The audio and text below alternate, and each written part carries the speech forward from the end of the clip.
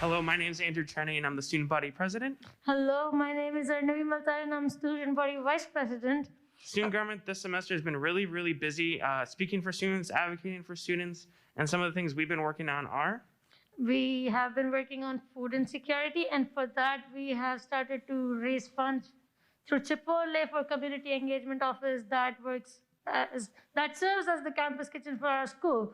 So this is a little step towards the food insecurity. That was one of our platforms, and the date is October 7th.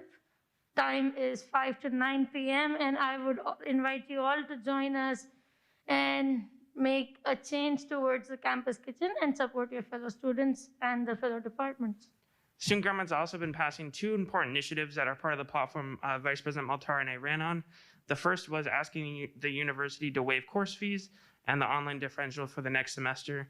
The Student Senate successfully passed that last meeting or two weeks ago. And then just today at our last meeting of the week or of the month, we successfully passed a mental health resolution 92611, or to send us an email at studentgovernment@mnsu.edu. We're always looking for student input, and your voice will be heard. Go Mavs! Go Mavs!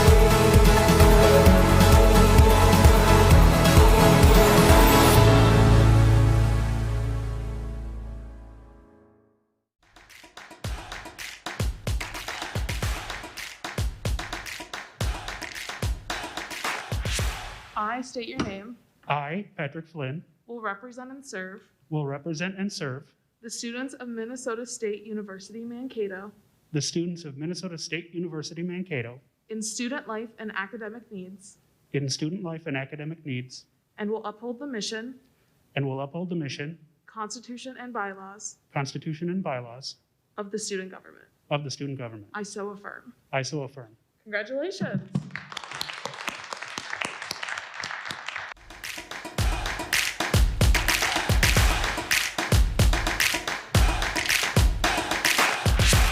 Hello, Mavericks. My name is Andrew Cherney, and I'm the student body president. Hello Mavericks, my name is Arnavi Maltar and I'm the student body vice president. And we're here today to remind you to wear your mask indoors and outdoors while on campus and out in the community.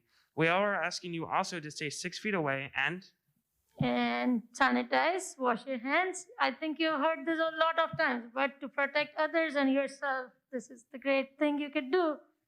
the reason why we say this and we stress it most of all is because we really want to be that university that can say, hey, we stayed in school. We did not go online. We want to be that model university in the Minnesota state system, but also around the country to say, hey, our Maverick community is the strongest and proudest, even when we're wearing a mask. And we want to make sure we can have all those on-campus events, the online events. So please do your part by wearing a mask.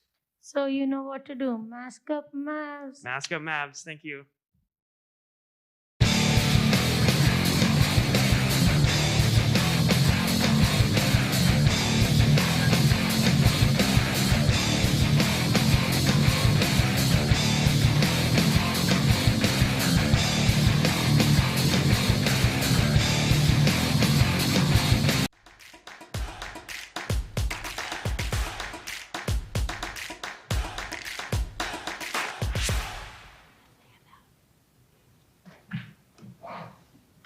Okay, congratulations. Thank you. Raise your right hand. I state your name, I, Manahil Khan, will represent and serve will represent and serve the students of Minnesota State University Mankato the students of Minnesota State University Mankato in student life and academic needs, in student life and academic needs, and will uphold the mission, and will uphold the mission, Constitution, Constitution, and bylaws and bylaws of the student government. of the student government. I so affirm. I so affirm. Thank you. Congratulations. You can now take your seat with the rest of the senators.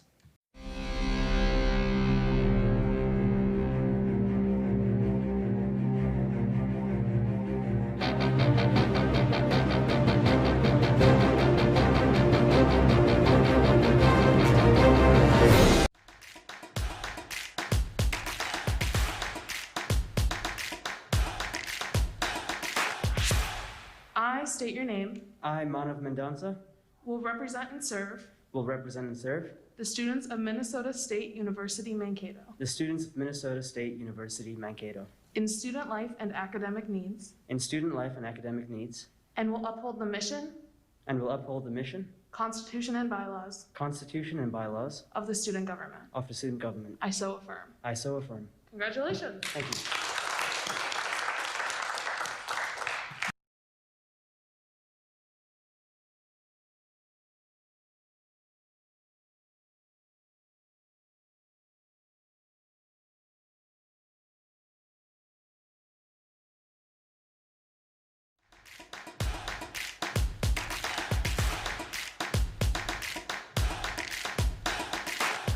Hello, my name is Andrew Cherney, and I'm the student body president. Hello, my name is Arnavi Maltar and I'm student body vice president. Student government this semester has been really busy speaking for students, advocating for students, and some of the things we've been working on are We have been working on food insecurity, and for that, we have started to raise funds through Chipotle for community engagement office that serves as the campus kitchen for our school.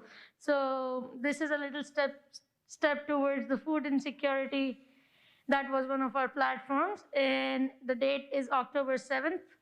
Time is 5 to 9 p.m., and I would invite you all to join us and make a change towards the campus kitchen and support your fellow students and the fellow departments. student government's also been passing two important initiatives that are part of the platform Vice President Maltar and I ran on. The first was asking the university to waive course fees and the online differential for the next semester. The Student Senate successfully passed that last meeting or two weeks ago. And then just today at our last meeting of the week or of the month, we successfully passed a mental health resolution asking the university to provide more resources for our student body to help support them in our Zoom and COVID-19 challenges this year has already posed on our student body. We're really looking forward to the more work we can get doing for students. And we really, if you have any concerns or questions or have any ideas yourself, please reach out to us by either coming into our office, CSU 280, or giving us a call at 507-389-2611, or to send us an email at studentgovernment@mnsu.edu. We're always looking for student input, and your voice will be heard. Go Mavs! Go Mavs!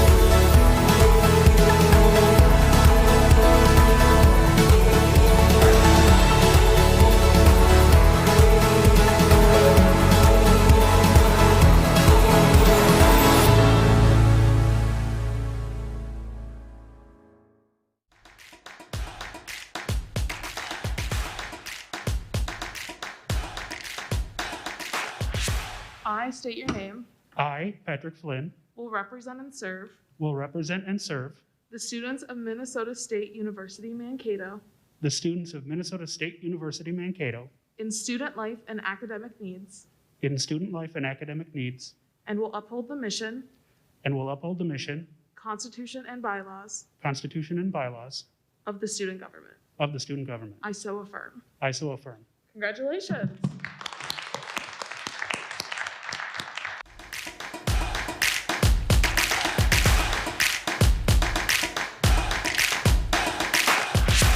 Hello, Mavericks. My name is Andrew Cherney. I'm the student body president. Hello Mavericks, my name is Arnavi Maltar and I'm the student body vice president. And we're here today to remind you to wear your mask indoors and outdoors while on campus and out in the community. We all are asking you also to stay 6 feet away and sanitize, wash your hands. I think you've heard this a lot of times, but to protect others and yourself, this is the great thing you could do. the reason why we say this and we stress it most of all is because we really want to be that university that can say, hey, we stayed in school. We did not go online. We want to be that model university in the Minnesota state system, but also around the country to say, hey, our Maverick community is the strongest and proudest, even when we're wearing a mask. And we want to make sure we can have all those on-campus events, the online events. So please do your part by wearing a mask. So you know what to do. Mask up, Mavs. Mask up, Mavs. Thank you.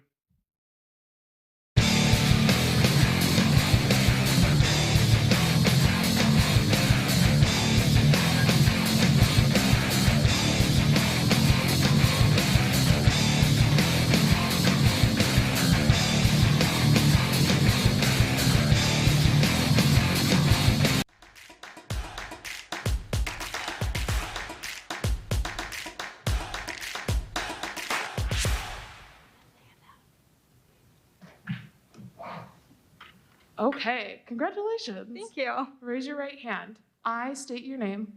I, Manahil Khan, Will represent and serve will represent and serve the students of Minnesota State University Mankato the students of Minnesota State University Mankato in student life and academic needs, in student life and academic needs, and will uphold the mission, and will uphold the mission, Constitution, Constitution, and bylaws and bylaws of the student government. of the student government. I so affirm.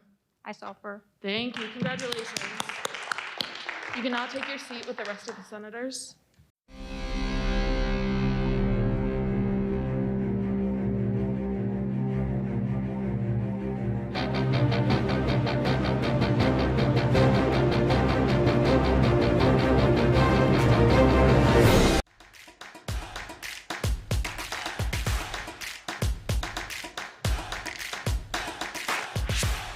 I state your name. I, Manav Mendonça, Will represent and serve will represent and serve the students of Minnesota State University Mankato the students of Minnesota State University Mankato in student life and academic needs, in student life and academic needs, and will uphold the mission, and will uphold the mission, Constitution, and bylaws Constitution, and bylaws of the student government. of the student government. I so affirm. I so affirm. Congratulations. Thank you.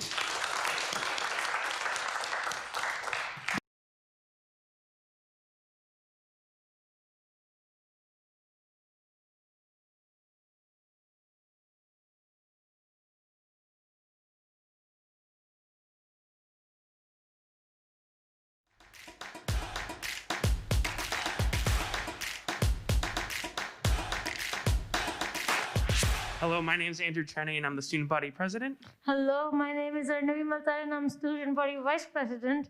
Student government this semester has been really, really busy speaking for students, advocating for students, and some of the things we've been working on are We have been working on food insecurity, and for that, we have started to raise funds through Chipotle for community engagement office that that serves as the campus kitchen for our school. So this is a little step towards the food insecurity. That was one of our platforms, and the date is October 7th. Time is 5 to 9 p.m., and I would invite you all to join us and make a change towards the campus kitchen and support your fellow students and the fellow departments. student government's also been passing two important initiatives that are part of the platform Vice President Maltar and I ran on.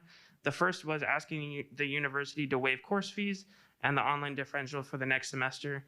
The Student Senate successfully passed that last meeting or two weeks ago.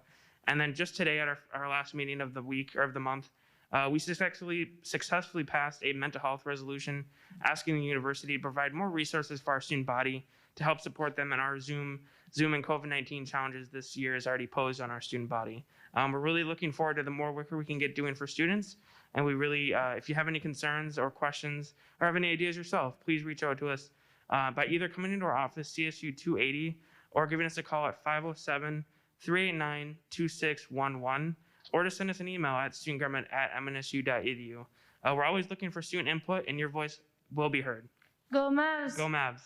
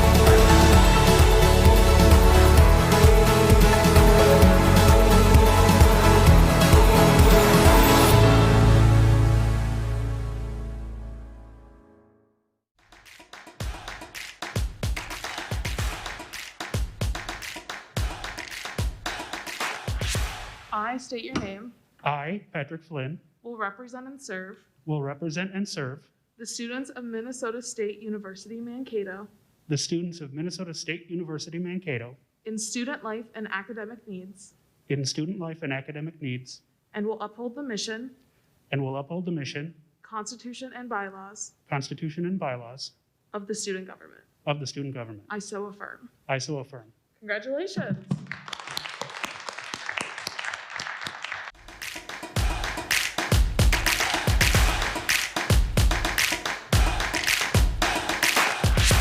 Hello, Mavericks. My name is Andrew Trenning. I'm the student body president. Hello, Mavericks. My name is Arnavi Maltar, and I'm the student body vice president. And we're here today to remind you to wear your mask indoors and outdoors while on campus and out in the community. We are asking you also to stay 6 feet away And sanitize, wash your hands. I think you've heard this a lot of times, but to protect others and yourself, this is the great thing you could do. the reason why we say this and we stress it most of all is because we really want to be that university that can say, hey, we stayed in school. We did not go online. We want to be that model university in the Minnesota state system, but also around the country to say, hey, our Maverick community is the strongest and proudest, even when we're wearing a mask. And we want to make sure we can have all those on-campus events, the online events. So please do your part by wearing a mask. So you know what to do. Mask up, Mavs. Mask up, Mavs. Thank you.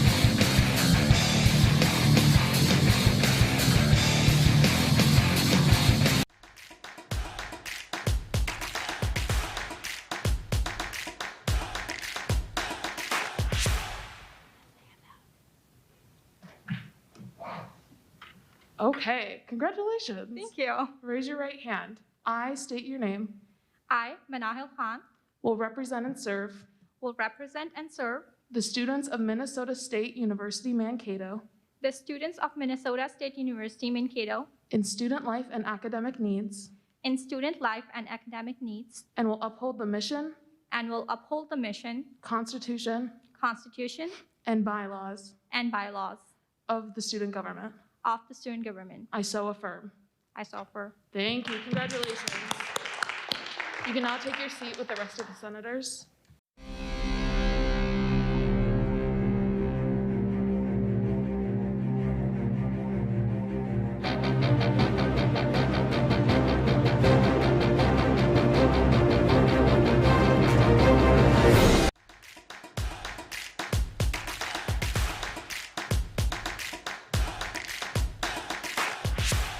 I state your name, I, Manav Mendonça, will represent and serve will represent and serve the students of Minnesota State University Mankato the students of Minnesota State University Mankato in student life and academic needs, in student life and academic needs, and will uphold the mission, and will uphold the mission, Constitution, and bylaws Constitution, and bylaws of the student government. of the student government. I so affirm. I so affirm. Congratulations. Thank you.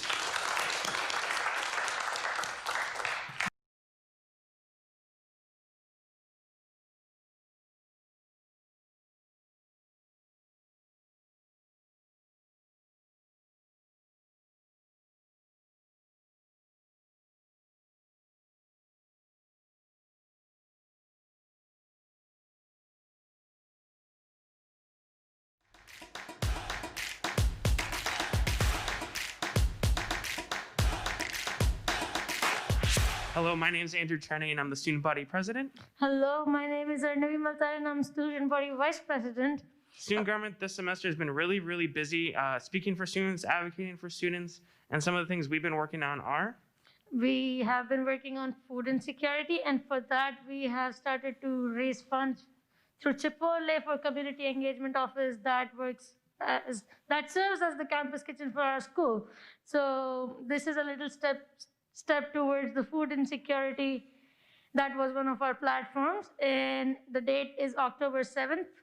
Time is 5 to 9 p.m., and I would invite you all to join us and make a change towards the campus kitchen and support your fellow students and the fellow departments. student government's also been passing two important initiatives that are part of the platform Vice President Maltar and I ran on. The first was asking the university to waive course fees and the online differential for the next semester. The Student Senate successfully passed that last meeting or two weeks ago. And then just today at our last meeting of the week or of the month, we successfully passed a mental health resolution asking the university to provide more resources for our student body to help support them in our Zoom and COVID-19 challenges this year has already posed.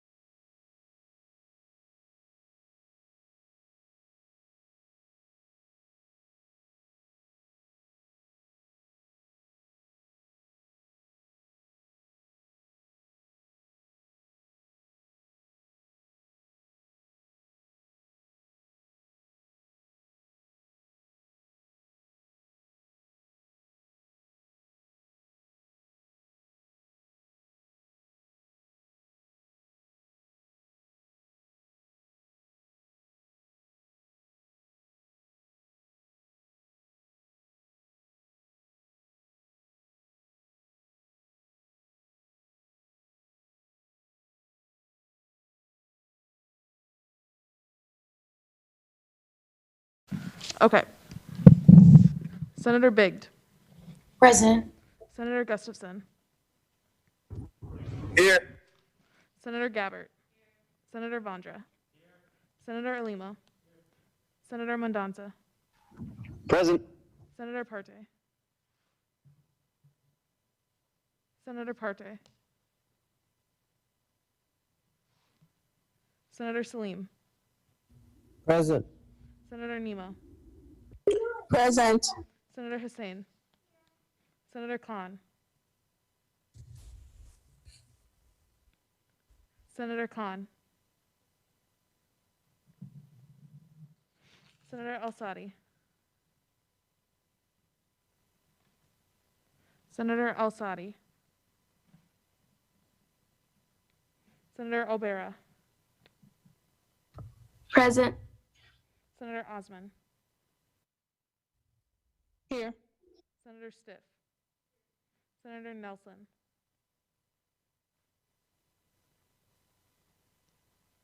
Senator Nelson.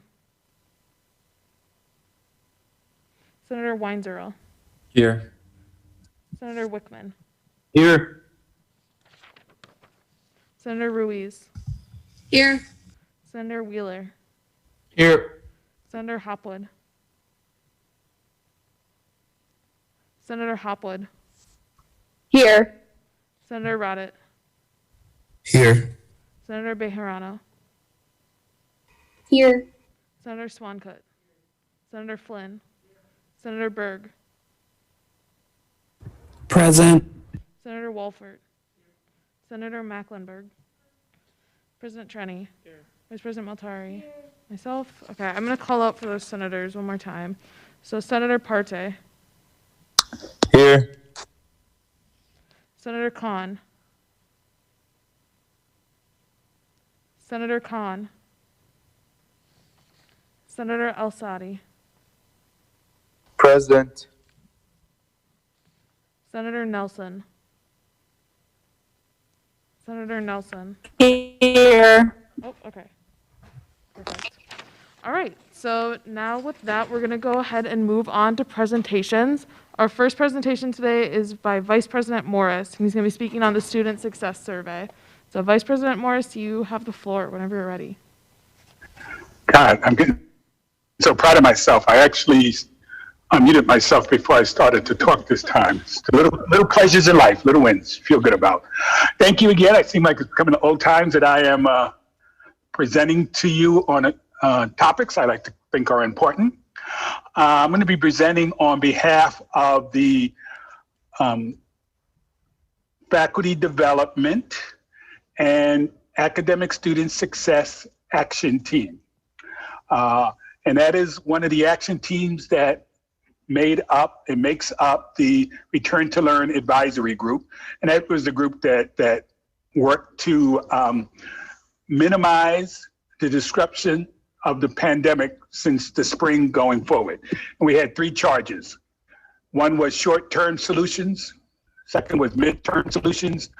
Short term, getting us open in the fall, midterm, fall to spring, and then long term, fall of 21 and beyond. How do we keep the institution being flagship of the system and one of those places that students would want to continue to come to and enroll in and graduate from? So our job is to, our action team responsibility was to look at how students and faculty were experienced the pandemic from an academic experience from inside the classroom. A lot of dealt with flex sick and all of that. As we know, we had faculty in the spring semester, and in this fall was the first time they ever taught online. Definitely the first time anybody taught flex sync. So how do we work with other departments of the university to ensure that experience was one positive? The other thing I'll say, while it was the first time for our faculty, it was also first time for many students to do both flex sync and to do, or even online. And one of the things you'll hear as we go forward is that we're also going to be trying to develop those experiences that while we work with faculty to help them become better online teachers, how do we work better with online students to help them be better online students? So let me go forward. Yeah, that's the first one, the obligatory opening slide. We can go by it. Go back one. I want to give credit to the other members of the team. And some of them are here in your audience. The main people talking tonight will be myself, Dean Corley, and Dean Dolman. But there are other members, as I said. I think Jennifer Veltros usually comes to this meeting, and Brooke Burke may also be here. Next slide. Thank you. These were the responses that we received. We received 132. We had over 240 responses the first. This is the second survey we did. We had over 240 the first time, 132 the second time. We do believe a lot of times what was happening, why the lower, they were getting lots of surveys, and we think ours got lost. But this shows the different ranks. So we had a wide range of different ranks, from full professors to adjunct, who responded to our survey. And you can see quite a bit of faculty had no experience prior to spring 20 of teaching online, and definitely hybrid. Even though IT and others did a yeoman jobs of getting ready technically and also putting a lot of training into it, it was still, once you hit the classroom, a little different. Student responses, again, we had about half as many responses in September as we did in July. And you see by colleges, we had representation from all the different colleges as we went forward. Next slide, please. Student response, again, undergraduate, graduate, domestic white, domestic students of color, international. And these percentages held out pretty much. Right now, our domestic students of color are about 18%, and that's about the percentage of them that returned to the survey. Same with domestic white students.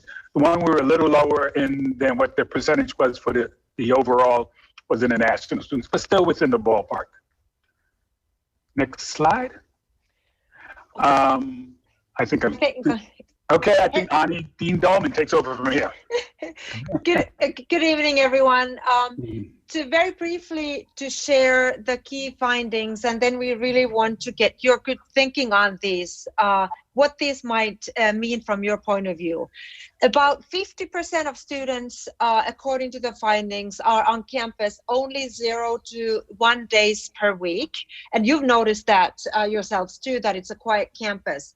This is also shown in classrooms.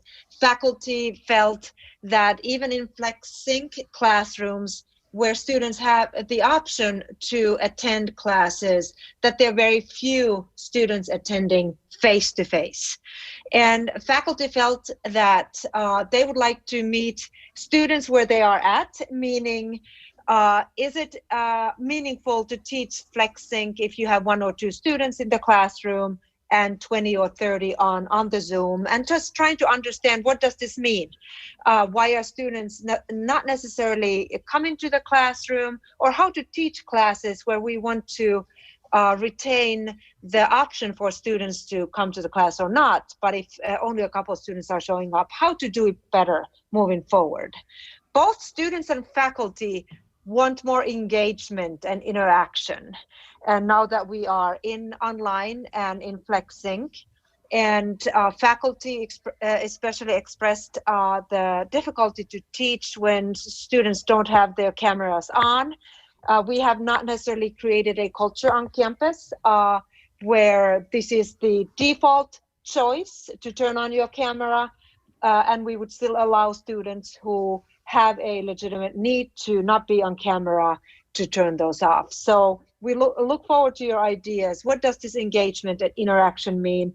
Both students and instructors need to be active participants in the learning. That was also a finding. And we need to keep asking you what we need to be doing in the future. And Dean Corley will continue from here. Thank you, Dean Dahlman. Clearly, the students in the surveys have indicated that they really want the faculty to be using D2L as the key means of communication and teaching of their online courses. We'll get into a little bit more detail here, but they really want the faculty to have their syllabi updated and embedded within the source. They want the faculty to be using course calendars, so deadlines and those types of things show up. And then they want faculty to be consistently using the gradebook so they can see where they are in the class. We've seen some successes, and this is largely due to the work of instructional designers, CETL, everybody around the university, where faculty are increasing their use of these D2L tools.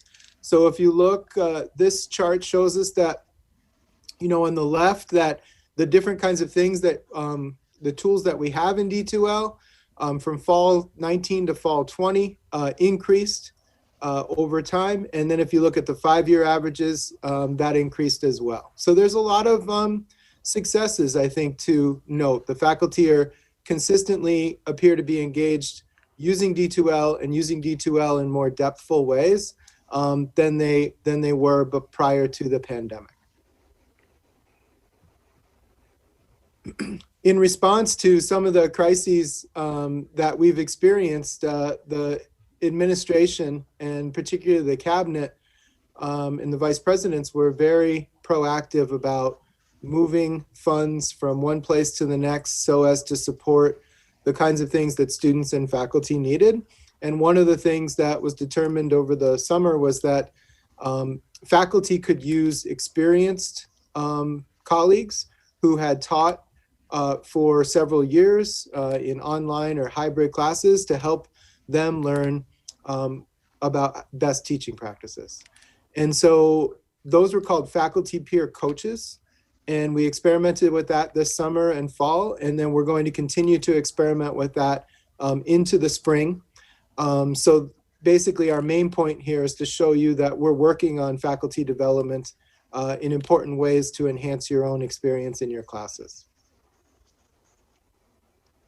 When we talk about what students want, we really want to talk about 3 main areas. The surveys show us that the students want to be connected to their faculty, and they want to know how and their faculty are available, in what ways. So the students consistently said they want to be able to use appointment booking tools for the faculty for office hours. They want the faculty to advertise their online office hours.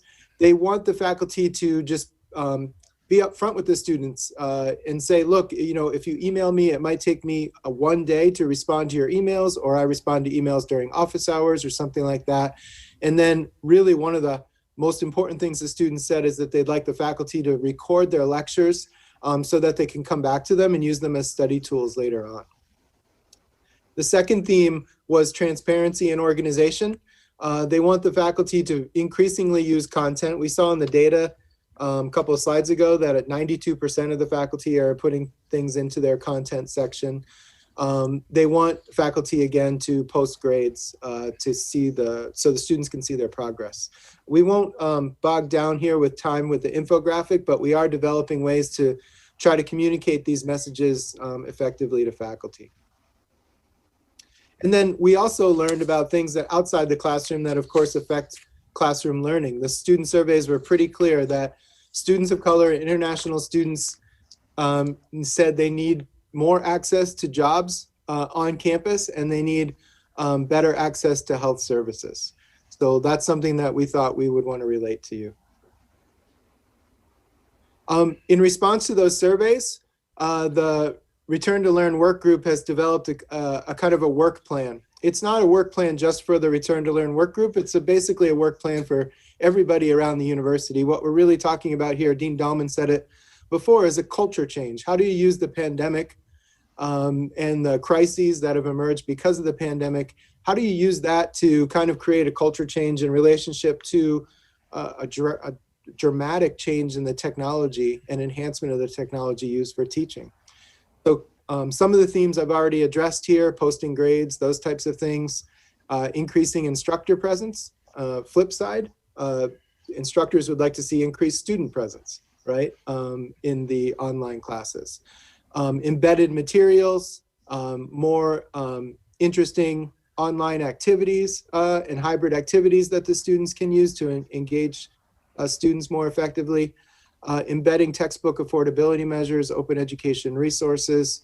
One of the themes that's emerged is that the students could use some help as well in terms of trying to understand best practices for being a student in these types of classes as well. Overall, what we're trying to move towards is using these kinds of changes that are circulating all around us, trying to understand them better in order to create a more effective culture of teaching. Now, this is based on 2 preliminary surveys, one carried out in the summer, one carried out in the fall, and a series of focus groups. We've had international students, domestic students of color, student leaders, but clearly this is just the beginning, and we need to know more from faculty and the students. And so I think Vice President Morris here is hoping to get some of your feedback on some of the points that we raised here today. Yeah, thank you, Dean Dahlman and Dean Quilley. We have some questions, and then we're going to allow you to ask us some questions if you do have it. Did what we shared with you resonate? Your thoughts on flexing and D2O? Why and how? What should we do about the black screens in Zoom rooms? How can we partner to improve classroom? Something just popped up over my screen here. How can we partner to improve classroom engagement, both instructors and students? If we can change one thing, what should that be? So throw it open for those some questions we have for you, but also what questions do you have for us? Are there any questions or feedback on those questions raised? Vice President Maltari. As soon as I read the questions, the first thing that came in my mind was maybe like introducing a point system for students who can participate in the class. So like if an instructor asks the students maybe say a question, the participation point would be required. Like if a student participates, they get points, and whenever they speak, maybe they have to turn their camera on, and that would improve engagement a lot. That was just an example I had in my mind. Thank you. I think I understood about every 6th word. And I don't, if I wasn't the only one, then somebody else pick up that answer, because I didn't hear the question. Is her mic cutting in and out? Yeah, it was going in and out. And It's actually overmodulated, so just step back from the mic a little bit and try it again. It was just overmodulated. Can you hear me now? Now it's still bad. I can try to. Do you want me? That's a lot better. That's a lot better. The second time she said, "Can you hear me now?" So what she was saying. Can you guys hear me? yeah. So what she was saying is implementing a point system. So if you're participating in a class, like in a discussion question or a problem in the classroom, the student could be rewarded for participating in some type of system implemented by the faculty member. And are you saying part of that participation would be no blank screen? Yeah. Is that what you're saying? Yeah, Okay. that and improving engagement as well would be that solution as well. Okay, thank you. Okay. Senator Alimo?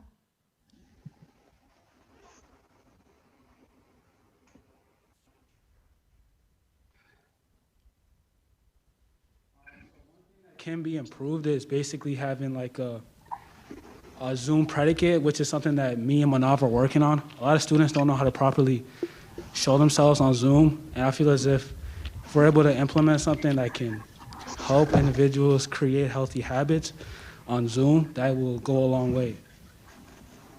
Are you from the College of Business? Yes, I am.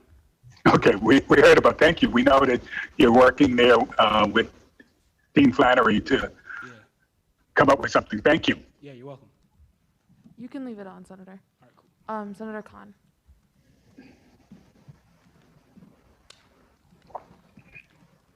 Can you hear me? Yep. So one of the suggestion I have is a lot of times we see that our faculty asks all the students to mute themselves so that there's no disturbance in the lecture, but that takes like the engagement factor out of the class. So if we can somehow come up with a way to, even if the students have to be muted so that the lecture goes smooth, there is still some way to engage. So for example, like Vice President Moltari said that there should be like a point system, so like an extra credit or like an engagement in the class where students can like communicate in the chat and the professors are looking in like the chat box of like the discussion points or stuff like that, so that students are encouraged to still be engaged in the class and the lecture is going smooth too. Can I ask, I see a couple more of the action group. So Beth, I see you joined us. Can you introduce yourself and if you can do it? Yes.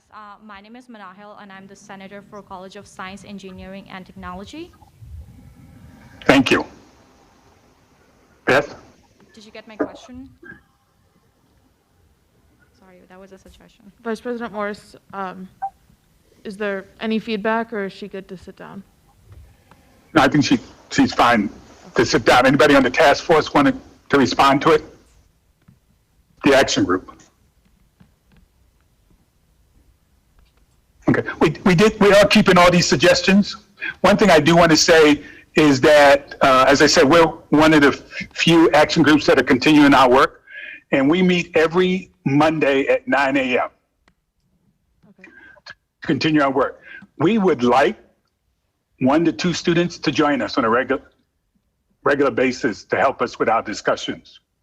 So I throw that out to you. If you're free on Mondays from 9 to 10, Andrew, if you got some students that can be there, and great, it really works if they're the same students, because there's some continuity of work that needs to happen there. Wonderful. Vice President Morris, we do have a few more questions. Okay. Next up, I have Senator Flynn.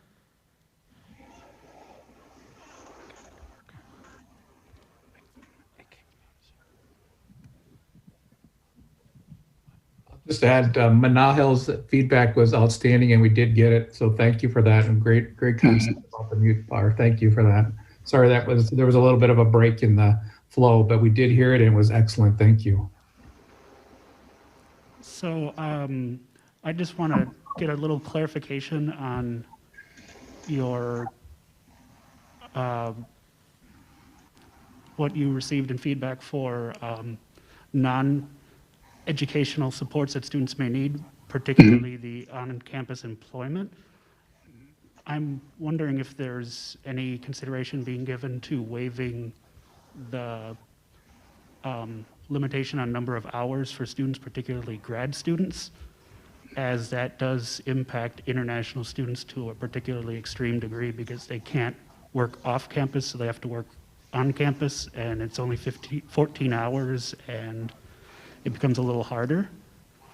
The challenge, one is a federal issue of limitation of students, and actually graduate students are limited by state statute. There is actually state statute that limits graduate students from working more than maybe 12 to 14 hours a week.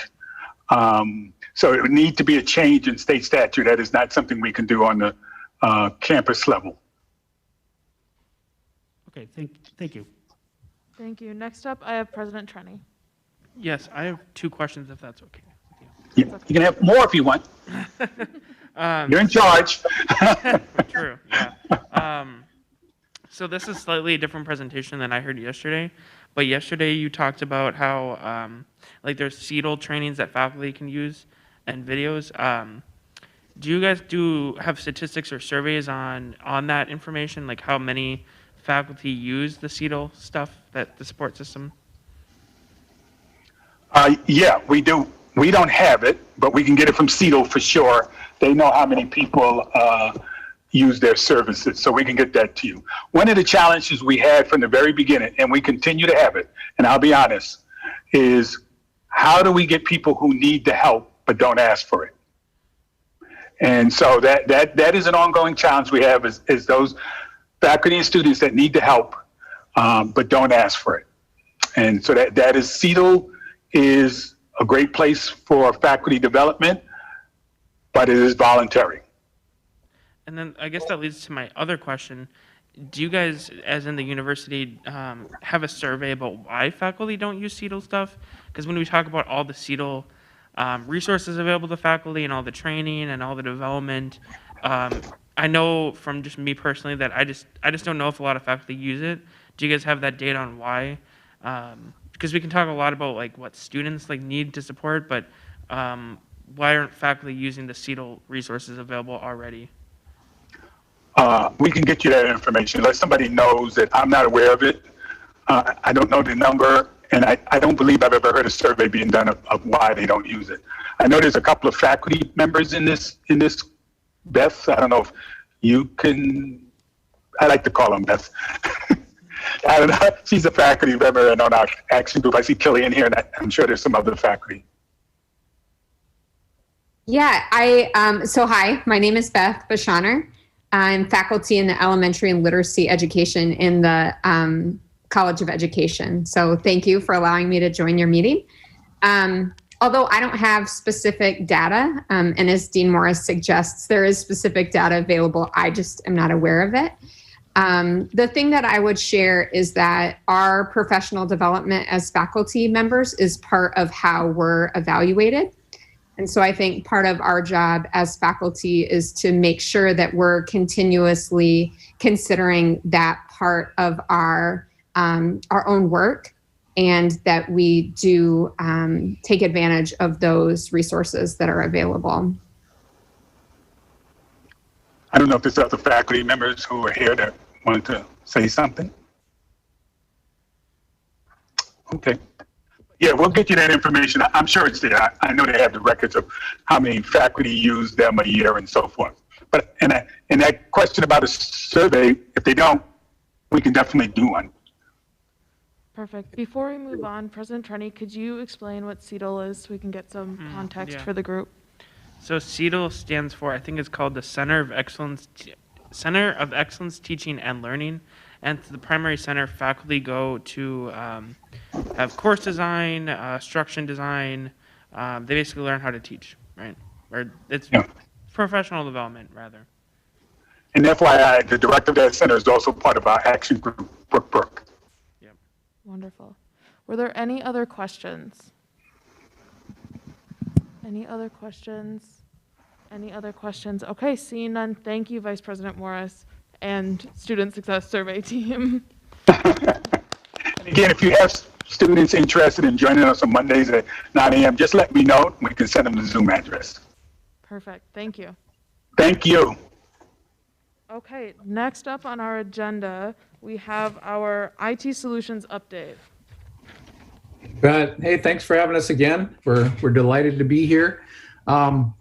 In answer to the last question, one of the key areas that we're focused on in IT, and we deliver a lot of those seminars and a lot of the instruction. We have instructional designers that participate in CETL, or the Center for Excellence in Teaching and Learning.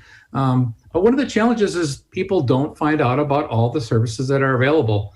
So ta-da, today's presentation will be about how IT Solutions is trying to transform the communication about the services they offer, and make sure those, both faculty and students, and our focus mainly today will be on students and staff, find out what services are there, find out how to use them, find out when things will be changing and what will be enhanced. And so that's what the presentation today is. And Amy Lindy joined our organization a few years ago, and she'll be actually presenting and talking about. And by the way, when you think of an IT person, think of me. Okay, I'm one of those people. You don't always think of a great communicator. You think of folks with the pocket protectors working in the back room, right? That's kind of the perception. And some of it's true. And so some of the challenges we've always faced is we've had great services, we've had great products that we offer. We have a lot of things to offer at campus, but we don't know how to communicate that so that students, staff, and faculty find out about it. So Amy's here to kind of share with you some things we specifically are doing to help that. We believe we have a weakness, and when we have a weakness, we apply a strength. And we want a strength to be a person like Amy, who has a background in marketing and public relations and communicating. So I'm going to let Amy take it from here. And then we have questions at the end of our presentation, similar to the last, and we'd love to talk with you further today. All right. Thank you, Mark. I'm going to get my presentation. I have a few slides to show you today, so just let me get that going here. All right. Like Mark said, my name is Amy Lindy. I'm the Director of Communications for IT Solutions. I have been in the position just over a year and a half. It's a new position that Mark had really heard as a need over time, like you talked about, and from feedback from our Student Tech Fee Advisory Committee and our Technology Roundtable, he kind of envisioned and brought this to life. So I've been having a great time. It's fun to be on board. We've grown to have about 4 or 5 students who make up our team as well, and really help develop and put out a lot of the communication that we do, but also really help advise us as we go along and what we're doing to make sure we're trying to stay on track as much as possible. So I want to give you guys a taste of what we do today as a communications team for IT, but also have the chance to get some of your feedback, especially with the pandemic. There's big changes to communication. We're not on campus as much. There's some things that we used to be able to put up posters and flyers and be in person for, we can't. And so, of course, our world has changed. But also in that same essence, I know you guys are getting bombarded with lots of emails and different things too. So I just want to know what you guys think is valuable in kind of what we do. And then also if you have suggestions on where those messages should be and how we should do them too is my goals today. Okay, just quickly some more context for you. IT Solutions, this is kind of a graphic that we're following as a team for our division. I fall in kind of the consulting and communications branch of everything we do in IT Solutions. We all work together as one team, but it's a major commitment that Mark and our leadership has made to try to get those tools in front of you guys and make sure that we're resonating with you guys as well as students. So just a couple of things, and I'd be curious to know how much of these things at the end you guys have seen or done and what works for you or not. So for student focus, we also really concentrate on our employees and our faculty. Like Mark said, getting some of those tools in front of them, but I just want to focus on our student communication for this presentation and show you guys a few examples. We do a mix of print and digital. Most of it's all digital these days, but we do have print student tech guides that we just implemented about a year ago. They've been around for a while, but we kind of totally redesigned the website and also our print materials on the feedback of kind of students and how they think, how they adapt, and what kind of tools and resources that are really valuable. And we also try to look at like their journey. So we know students are different. We have grad students, we have online students, we have some different buckets too, but what do you need to know before you come? What do you need to know in your first week? And then kind of looking at, as you advance throughout your time with us here, what's more helpful to know, so you're able to kind of absorb some of that. So those are some of the few early pieces that people might see now. We also do some email. We try not to send too much, but every semester start and the close of a semester, we'll send out a kind of a digest email that looks like this, that kind of has some of our top highlights to say, just reminders for what's vital tools, maybe new things we've launched, tips on how to do things around campus too as well. And then MavLife. I have MavLife on here. This was launched just I think it's a year and a half, less than a year and a half ago. And it's become a really vital tool for the university. Lots of conversation and stuff going on that. We helped IT launch MavLife, and we helped develop kind of the communications plan around that piece as well. So that's a vital channel for us. Well, let me see if I can get these to play. And then social media we use. So we have a Twitter and a Facebook page for IT Solutions, but one of the new things that we started in August is partnering with the university's social media channels. So I'm going to play these. We have features now on Instagram and Facebook with the main university channel, because we recognize that there's so many sub-channels to the university brand that it can be confusing. And we really want to position and show off the tools that we have in multiple ways to try to reach either potential students, current students, maybe parents, so they're kind of educated too on the differences and the things we offer here. Now it's going to do some funky stuff. Let me just do it this way. And we also run mini campaigns. So every month we try to do a theme. Sometimes you might notice the theme, like Cybersecurity Awareness Month is October. We actually just had a webinar over lunch today about just keeping yourself safe.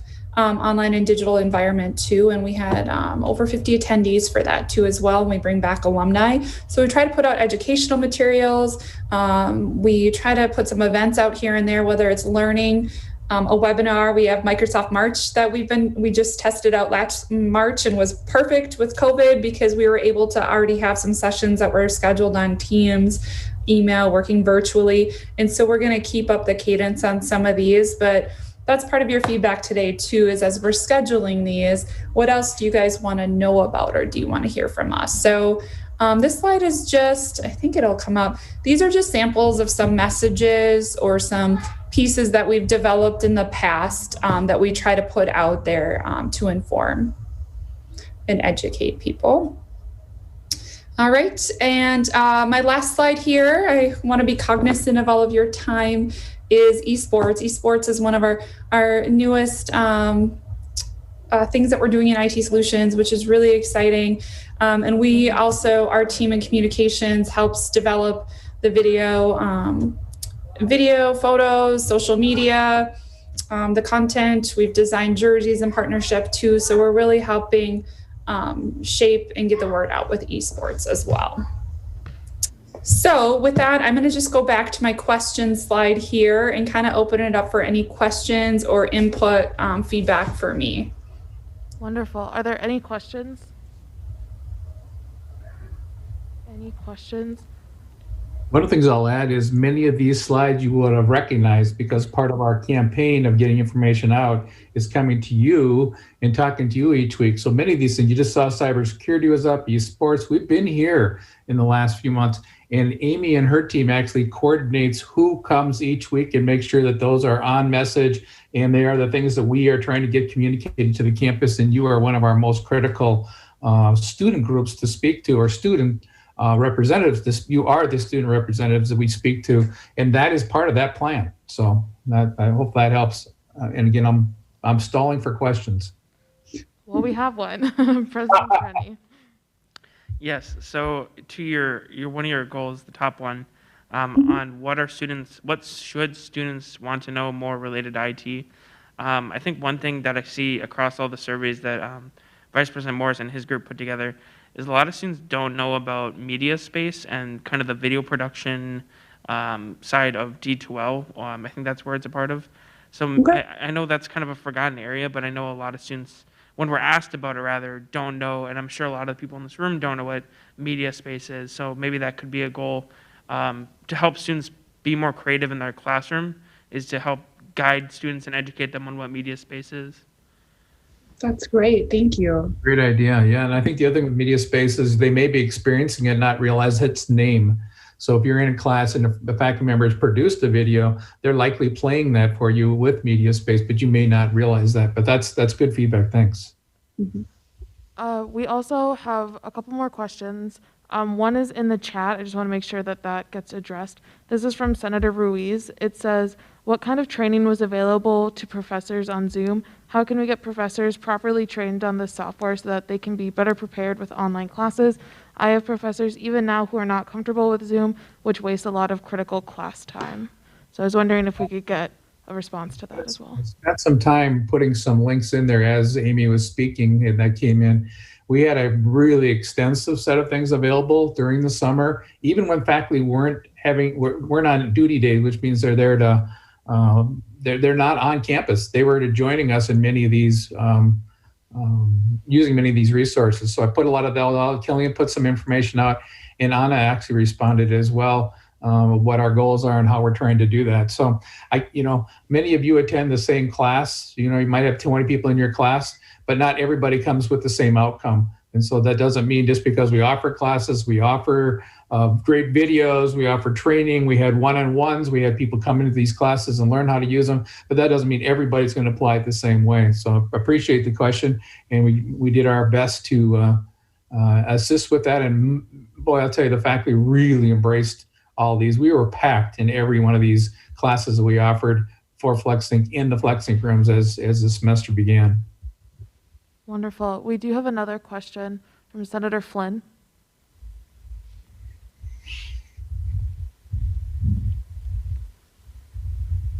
This is less of a question and more of a comment or request, I guess. A lot of students do not know that we have an institutional license for Zoom to get around that 40-minute limit. So I feel like promoting that a little more might be beneficial. Yes. That's great feedback. I actually caught it on the student and staff and faculty webinars we did last week as cabinet. I started looking and saw the word guest next to everybody's name. And I sent a note to Amy and Kathy, who's on this call too, and said, we have to get the word out how to log in and use it properly and get the full value of the license. And then you get into these Zoom sessions in a little different fashion. So yeah, we did catch that last week, and that's good feedback for us. And we are going to work on that. And between Kathy Hughes, who's on this call, and her team, and then also Amy in the communication, we're trying to get the word out. Here's how to log in. Here's how to utilize it. Here's what you get when you follow those steps. You get longer times, you get better services, you can save things. So we are working on that. It's exactly a great point. Thank you. Yes, thank you. Thank you. Are there any other questions? Any other questions? Any other questions? Okay, seeing none. Thank you, IT Solutions. Thank you. Thanks for having us. Okay, that concludes our presentations. Now I'm going to open the floor up for open forum. Is there anyone here for open forum? Vice President Jones.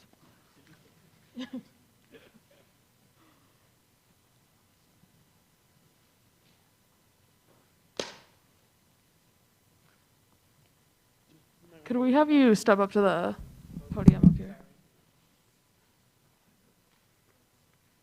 This one? Oh, no, Do that I'm actually. sorry. This one up here.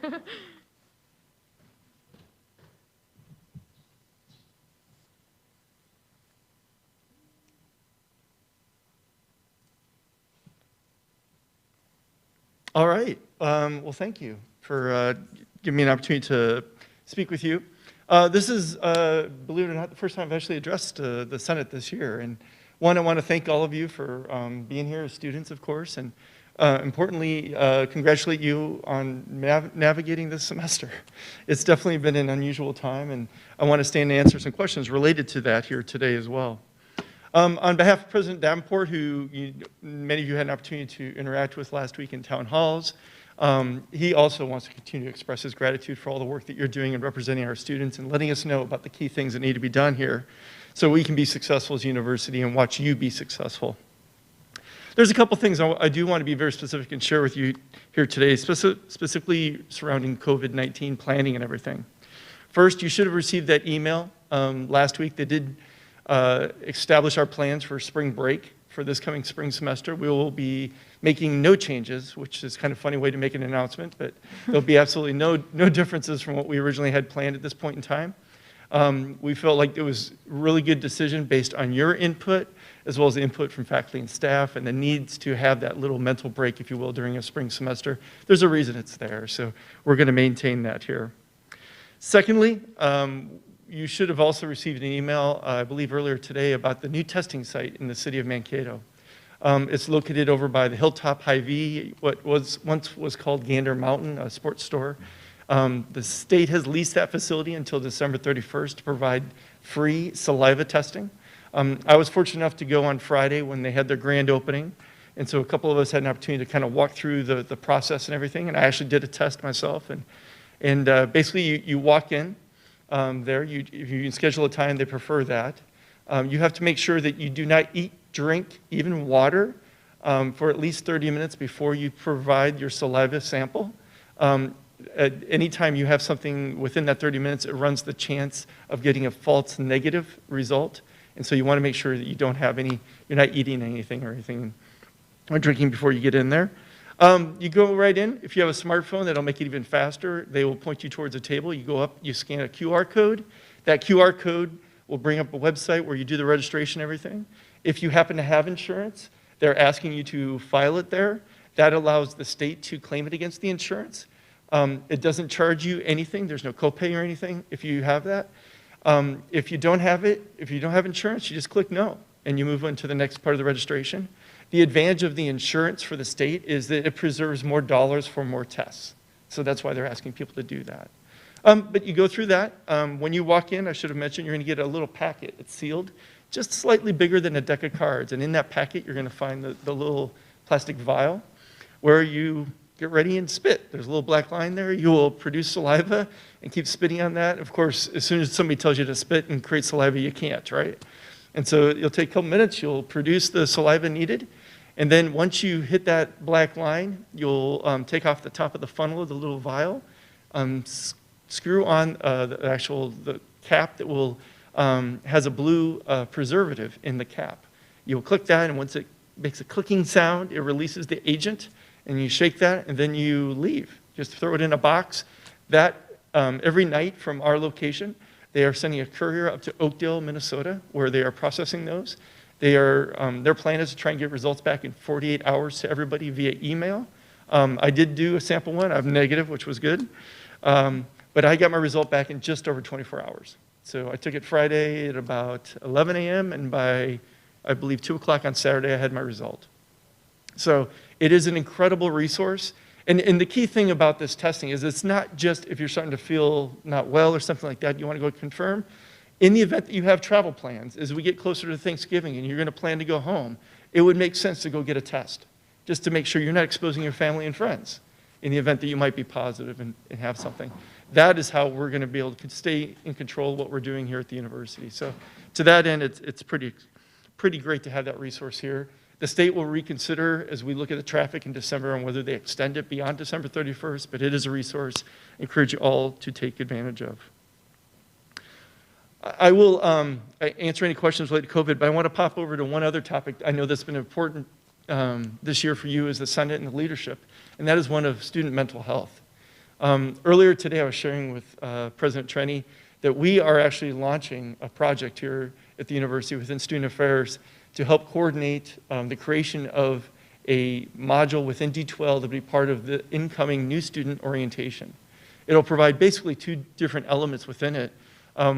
One is to help people understand the signs and symptoms associated with mental health so they can recognize when somebody or even in themselves might need some help. And then secondly is what are those resources, how to make the referral, how to help somebody. And we think parking that in D2L will be a great resource for everybody, especially our students here at the university. That way, you can always access it if you ever need to, and you're like, Billy's acting a little weird. Let me just kind of refresh myself, and sure enough, I think I need to get him some help. So watch for that. We expect to have that done in March and then available for our incoming new students. Then we're hoping that same template will inform one that we can also then provide for all of our employees here at the university as well. So I want to thank you for the good work you've done on that topic and let you know that we're moving ahead with some of the ideas that you came up with. And that's all I have. I'm happy to answer any questions folks may have. Okay, perfect. Are there any questions? Any questions? Any questions?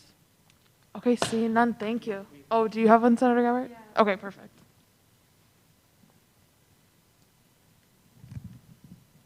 Do you know how would, let's say, like an international student doesn't have transportation to that testing site? Is there a way they could get there?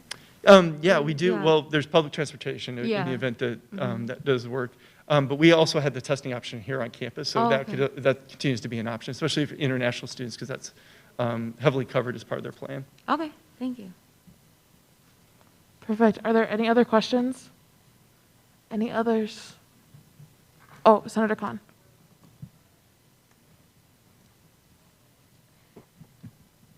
I don't know how much this question would be related. Sorry, I should introduce myself again. My name is Manahil Khan, and I'm the senator for CSAT College. When you said that this kind of gets involved in like your insurance that international students have, how does, so for example, this semester, not a lot of students came to US. Do they still pay the insurance? Do they not pay the insurance? Or I'm just confused. Like if a student, because we have an opportunity to just go back home.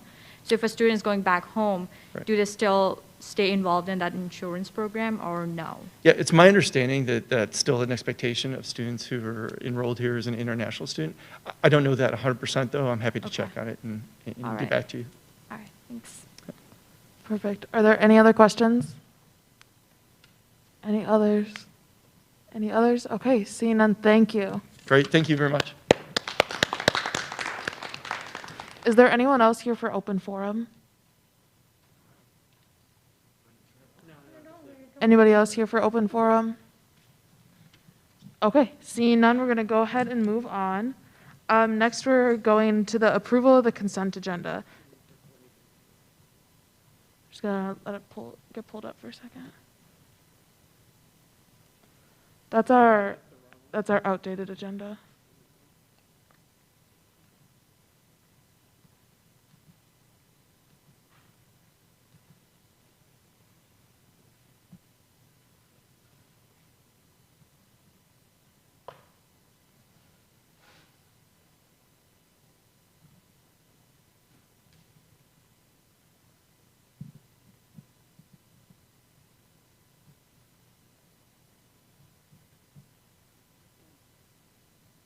He's pulling it up. 1 second.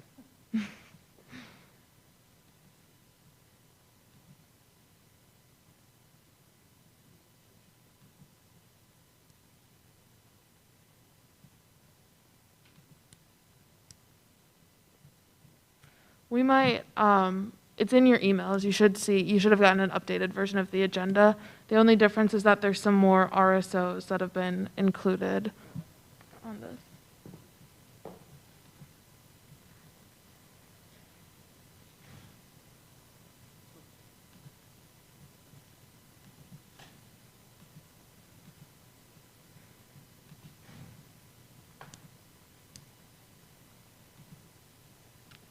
Okay, so is there any dissent to the approval of the consent agenda? Any dissent? Can you give us an update about the? Are you dissenting? Well, I have a question. Okay, so, Point of order? yep, that works. Okay, State that. Can you come up to the microphone, please? Did you talk to Emmy Menk about the College Republicans and Turning Point? And if so, can you give us an update on that? So we were in contact with them, and their update was they just checked it over and discussed with them about the differences between the two and the rationale for having both. And then it was just decided that because there's not any explicit policy that it's breaking, that we are just going to proceed. Okay. Okay. State that. Here, sorry, could you come up as well? There's a point of order from Senator Wolford.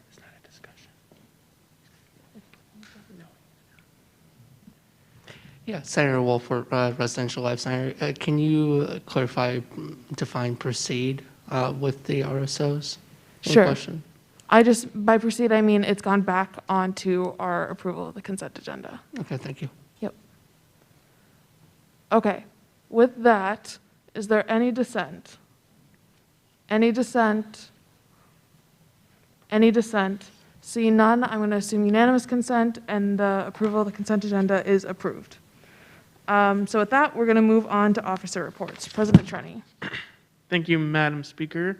I have a couple updates, and again, I always say that, and Kara is going to kill me because I always think of extra time. One, everyone saw my email from last week, so we have a couple events this week and next week that I want to have everyone to pay attention to, and let me pull up my specific times that I have. Let's see.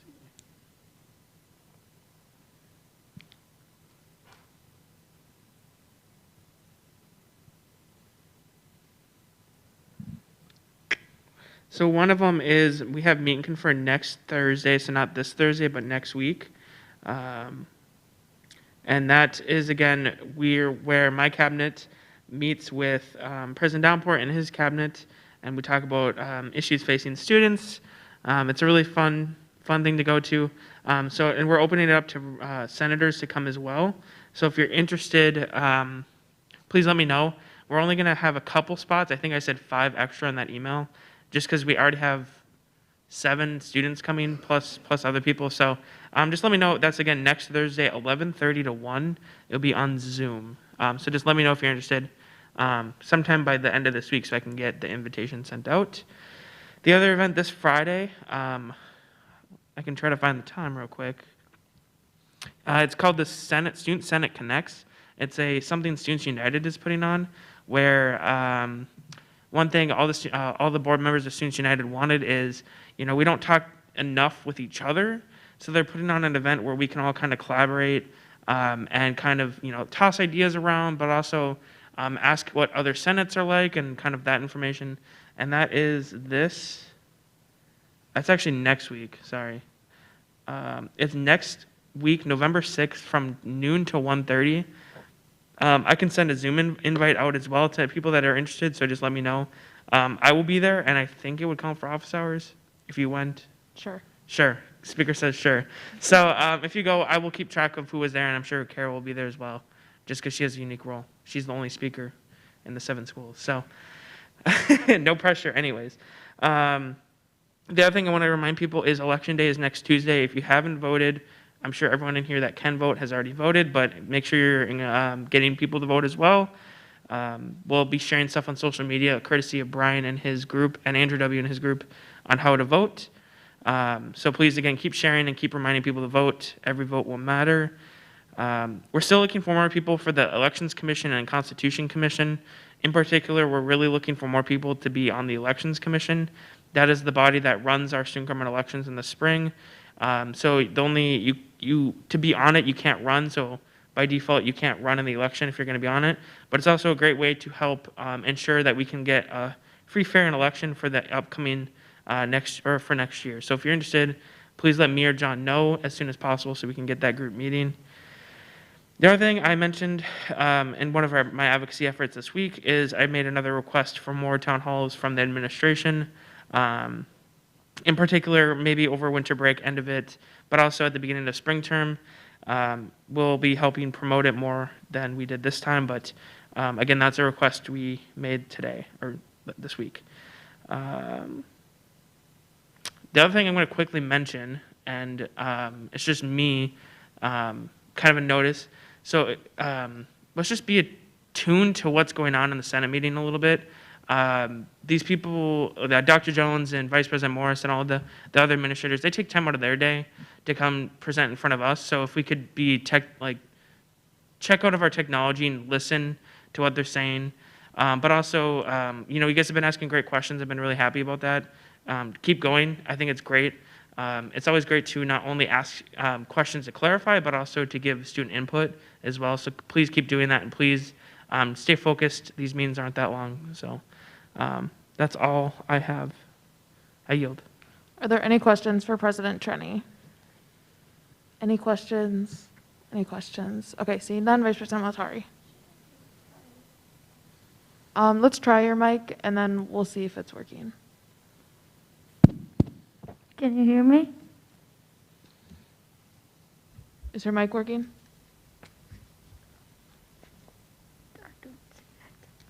You'll have to talk a little longer. Just say test, test, test. I was so happy that I wouldn't have to give an officer report. Can you guys hear her? No? Okay, let's have you go up to the podium.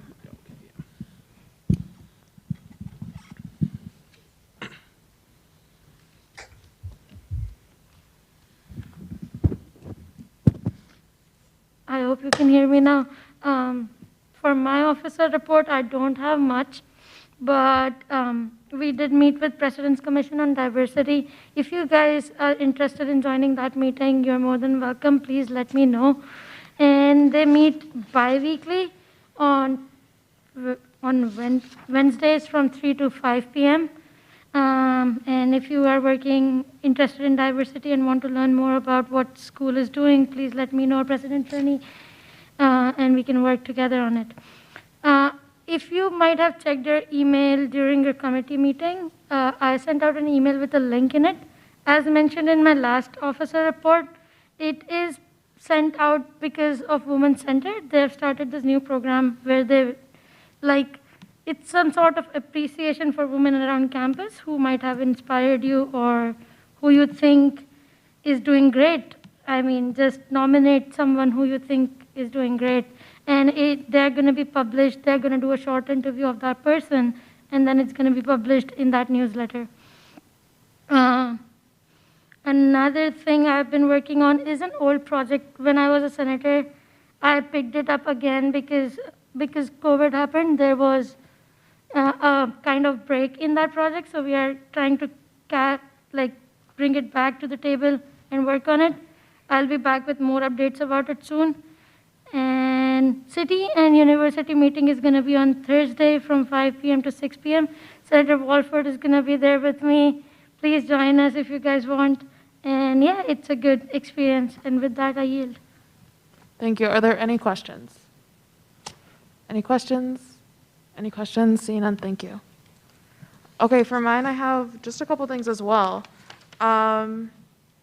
So the first thing, we talked about this in committee, but just another reminder, office hours are due on Friday at 12. To clarify, I say at 12, but just make sure you get them. That's your goal to get them in by, but if you go a little bit past 12, still make sure you're submitting them. So try to get them in on Friday. And then the other thing to keep in mind as we start registering for classes and getting our registration windows, make sure that for second semester you are trying at all costs to avoid registering for classes that take place from like 3 to about 8 on Wednesdays, because as we go into second semester and start budgets, our meetings get longer. And so we just want to make sure that we're staying proactive and avoiding that so that we can avoid conflicts. If there's any questions about that, you can let me or Vice President or President Trenny know. My only other update was that we have Dean Haar for our Dean of the Day today. Dean Haar, if you want to introduce yourself.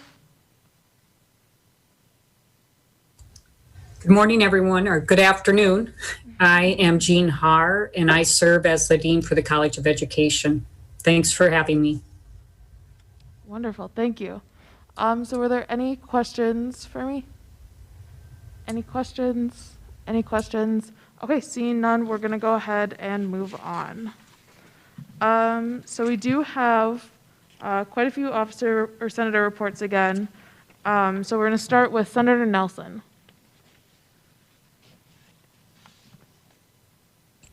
Hi, everybody. Can you hear me? Yep. Okay. So my report right now is pretty short. I'm still in the process of compiling all of the information between city regulations, what the city inspectors look for in rental properties, the expectations that are put forth by the different property managers for the major student housing spaces in Mankato, and then state and federal regulations as well. And I'm hoping to have the booklet that I was talking about in my last report built by the time we leave for Thanksgiving break. And then I want to have the online portion kind of worked out by the time the semester is done. So people that are starting their off-campus housing search spring semester are able to use those resources and try and find the best and safest rental housing. Okay, thank you. Are there any questions? Any questions? Any questions? Thank you, Senator Nelson. Next up, Senator Nemo. Hi, good afternoon, everyone. Thanks for having me. So, my name is Nemo. For those that don't know me, I am one of the grad studies senators. It has been a productive couple of weeks for me. I met with the Dean of Graduate Studies and Director of Grad Studies with Senator Noah, who is like the other grad studies senator, and we were able to introduce ourselves and lay out our plans and ask for the expectations that they have of us.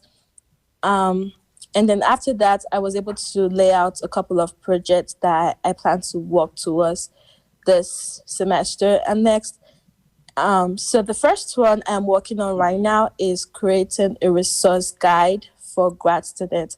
So we all know that grad students come from different places. Some of them do not even did not go to undergrad year and they're new to Mankato. So and they don't have as extensive of an orientation as undergrad have. So I'm trying to find a way to introduce them to the Mankato community and then have a place where they can go to for resources. So my first idea was to create some kind of pamphlet that could be given during orientation that would include stuff like the nearest daycare for their kids, dog walkers, the best ice cream place in Mankato, the best place to shop for poultry and meat and stuff like that. And then after talking to the Director of Grad Studies, he suggested that we make it a web page so that we have more information, and then we would have links to different websites and places where grad people can actually go to for information like that. So I'm going to start working on that and find ways that I could start working on the web page from now on. And the second thing I starting on that I said like 2 weeks ago is putting together a survey to ask to put out there for grad students so I can know more information about stuff that they need. Especially me, I'm like, this is my first semester as a grad student. So, I mean, there are other people that will have more experiences and probably have more needs that I do. So I'm planning to put a survey out there. I'm planning to have that survey out by the first week of the spring semester. And then it would ask, like, what do they need? What are the issues they're having? And it will be helpful to future grad studies senators. The next thing I'm working on is trying to see if we can have a career fair designed for grad students for internship. But my problem right now is that there are like various kind of grad students, and then this might take me a while. So this is more like a bigger project that I'm working towards. So I plan to meet a couple of people in CDC and see how we can lay out that plan. And the last thing is, so on my agenda, one of the things that was very important to me is to create some kind of sense of community for grad students. And then after that, I seek out to Destiny, which is, she was one of the grad studies senator last year. And then she started the grad RSO for grad students. And I reached out to her, and then we're planning to have some kind of collaboration with student government and the RSO and see if there is a way I can help. And one of that things that I'm working with Senator Noah is trying to see why and how we can help diversify the nursing and health programs, the health science programs on campus, because we have noticed that it's not as diversified as it should be. There are not many people of color in that department. So we're reaching out to the dean and seeing what the statistics is like right now, the data, to see if people of color are actually applying. So we have like a marketing strategy to put those programs out there, or to even see if they are getting it at all, or if they are actually fulfilling the requirements of those programs, because that could be an issue. So that is all I'm working on right now, and hopefully I get them done by the end of the year. Thank you. Awesome. Are there any questions? Any questions? Any questions? Thank you, Senator Nemo. You sound very busy. You got a lot of projects you're working on. Senator Khan, you're up next.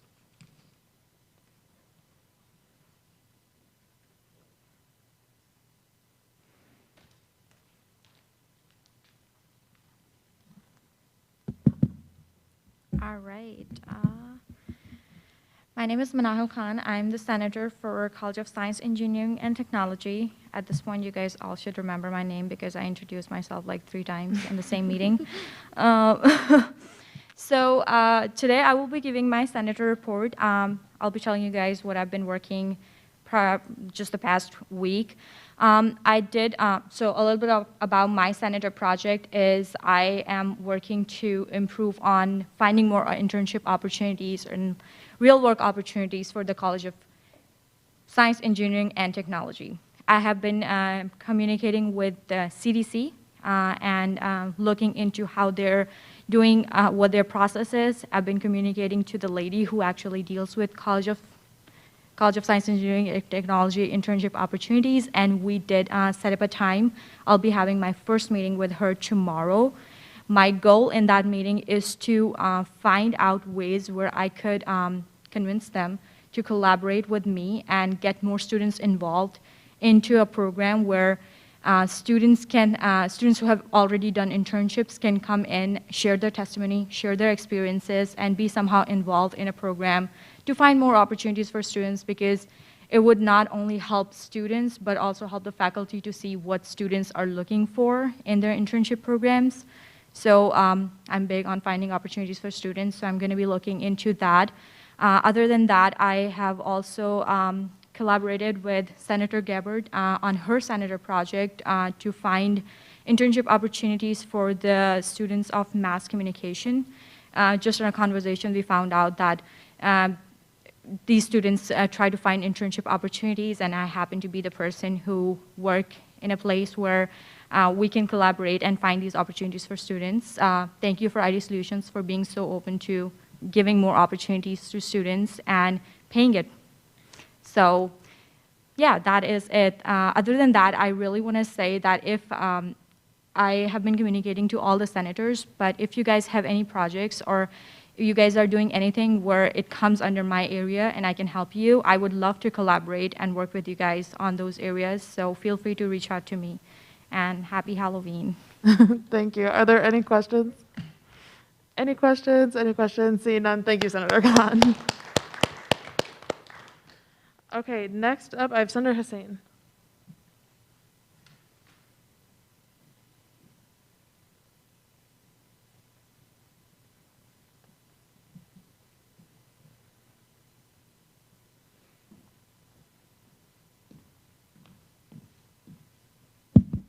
Okay.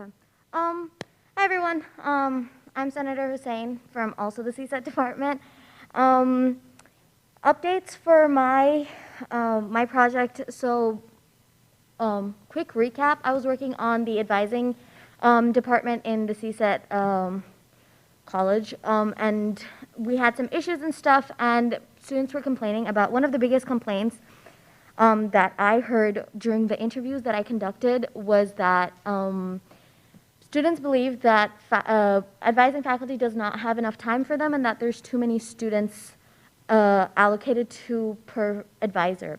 And so I got the student advisor ratio for my college, and I'm just waiting on some emails and stuff so I can finally compare that to other colleges and see where the issue lies.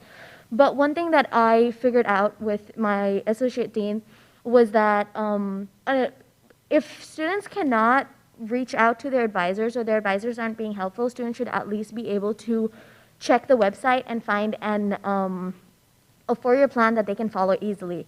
So I made that like a smaller goal of mine to try to see if the four-year plans are on the website.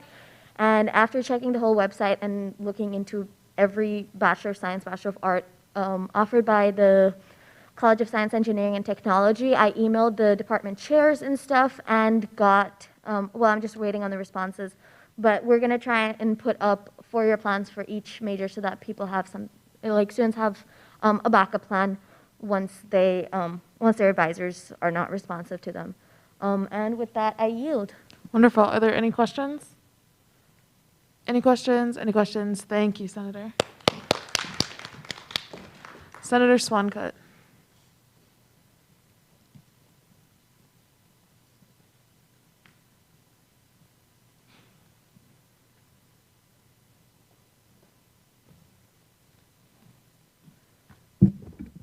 Let's see. There we go.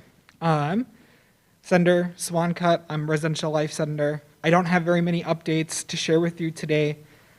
We are looking, Andrew W. and I are looking to extend the life of the Civic Engagement Mobilization Committee as it is set to sunset on the day of the election. Whether that takes the form of the Civic Engagement Mobilization Committee or another form is yet to be determined, but that is something that he and I will be working on in conjunction with Karen Anderson and Monica Antonelli in the library.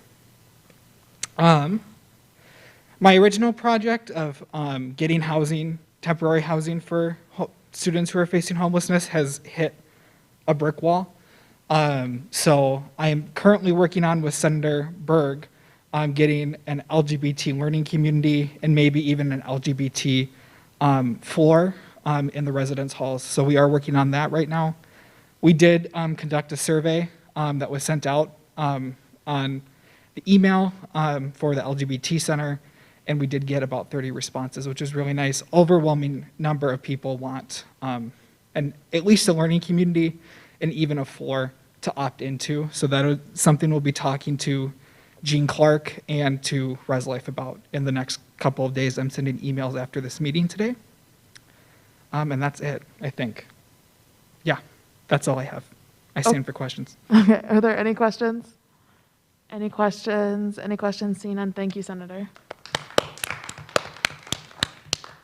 Okay, so moving on to vacancies. I still did not receive any applications for allied health and nursing. You guys know the drill. Keep trying to get people to apply for that. But I did receive an application for our CSET, Senator, and so if we can have our candidate come up.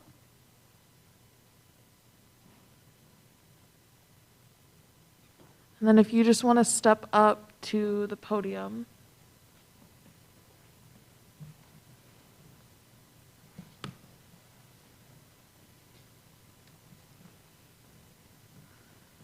Okay, so how this works is you'll have your 2-minute opening statement, and then we'll stand for questions, and then a 1-minute closing. Awesome. Okay, let me just pull up my timer. Whoop. Okay, whenever you're ready. Okay. So first of all, I want to thank you, everyone, for having me here, and good evening.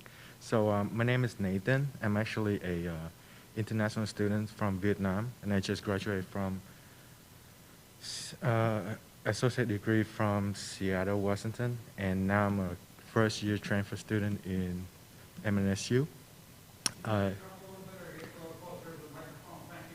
Thank you, sir.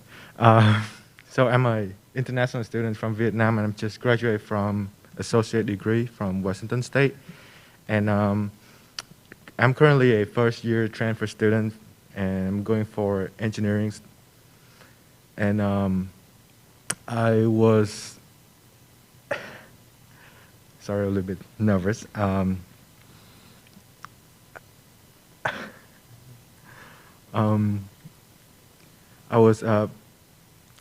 was see the CSET community as a good opportunity to get involved more with the school.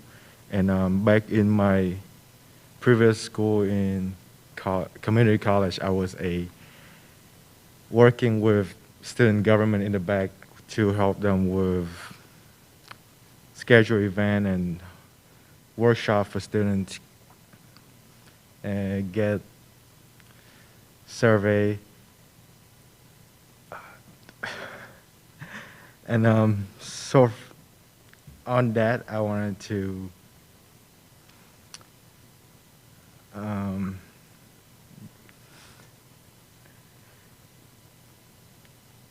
sorry. No, you're good. Are you good?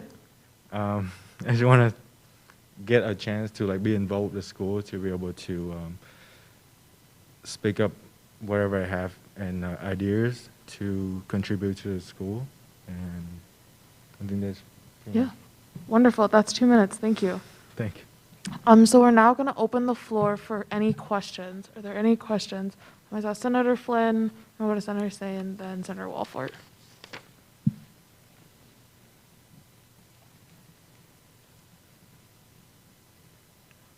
So this is a little bit out there, but what do you like to do for fun? Yeah, if you could. I would say I don't really have much hobbies. If I spend most of the time just studying or go to the gym. I do most of my time just listen to audiobooks. And I would say do a little bit yoga, meditation. Other than that, I don't really have much friends either, so I have a little bit, not a little bit, I'm really shy in my talking and just, yeah, that pretty much is. Wonderful. Thank you. Senator Hussain.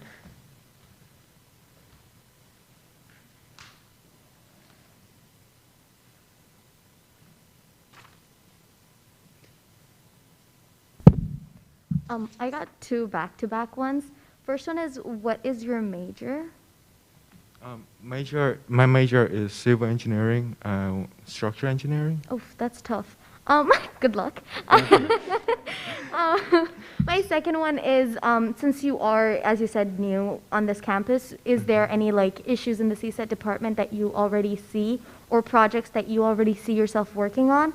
And if not, then I mean that's totally fine too. But So far, like I said earlier, I'm still a first-year transfer student, so I don't really know much about the school, but I've been trying to like get involved as much as I can. Like right now, I am a part of public relation and marketing committee, so I got to work with some of great people out there to like see how is the school have operate and what it is in the school. But so far, all my online classes been doing really good. All the professor in, I would say, engineering department, they've been doing really good with what they're teaching on.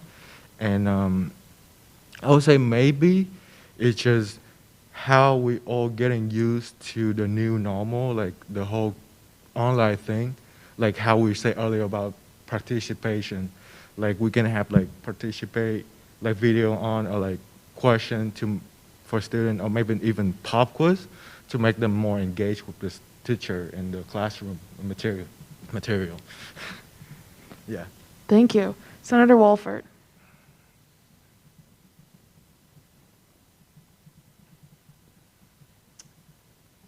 Hi, thank you so much for applying for the position. I just want to know what specifically, or what type of encouragement, what encouraged you to seek out a position for student government? Because it is, a niche, it's something that you don't think of every day maybe as something you want to get involved with. So I just want to know what compelled you. Thank you for the question. So I think as an engineering student, I always wanted to like help others and maybe like give back to the community. And also like as a very shy person myself, I always trying to put myself out there to be more, I would say, active or like learn more about the school as well. And I always wanted to like get involved, especially in my past school. I actually make a lot of friends when I decided to put myself out there. And I do so much more in 2 quarters compared to 2 years I was in college. So we just figure like when I get opportunity in a new environment, I'll be able to maybe accomplish more, like make more friends, especially I don't know, I just take the most out of the time that I'm here in the US. And Well, as a fellow shy person, thank you so much for applying and engaging today. thank you very much. Thank you. Senator Mendonça.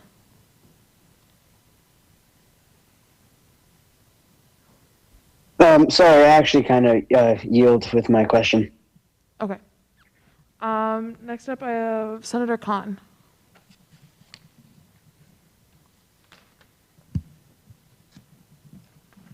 Hi, first of all, thanks for applying.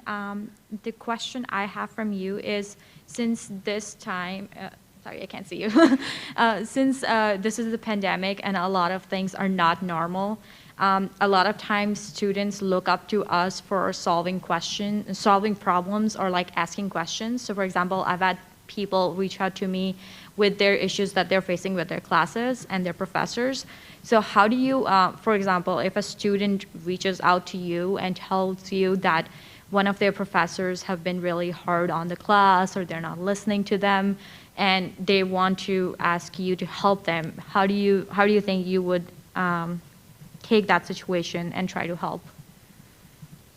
Thank you for the question. And I actually think of, it's all about how we see the situation, right? So like when a student, maybe they have some trouble reaching out to the professor or understand the situation, it's just, hey, maybe it's not that the professor trying to be too strict on you, but maybe something that you need to work on yourself or with your partner in class to be able to be better. And then maybe it's just a way to think the situation in a different way, and then give them maybe a different approach or like resources. Maybe you can go to tutor, or maybe you can like asking other people like peers in your class, or maybe you can set up a booking appointment with your professor. Like I just did a couple of days ago. I actually had problem with my class myself, and I was actually like schedule a office hour with my professor, and that was extremely helpful, especially because of the pandemic and everything. So the professor is actually more understanding toward the student, or they wanted to know like they are actually learning. So that's what I think. Okay, one more question. For example, if the student is right, would you be open to reaching out to the professor somehow to advocate for the student?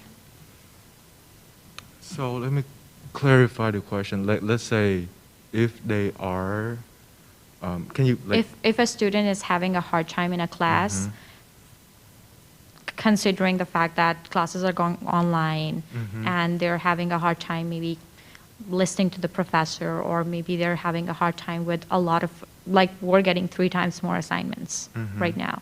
So if they're reaching out to you with challenges like these, would you be open to getting in touch with the professor somehow or the department to advocate for the student? So this is a really good question. Could I have you step a little bit closer to the mic while you answer?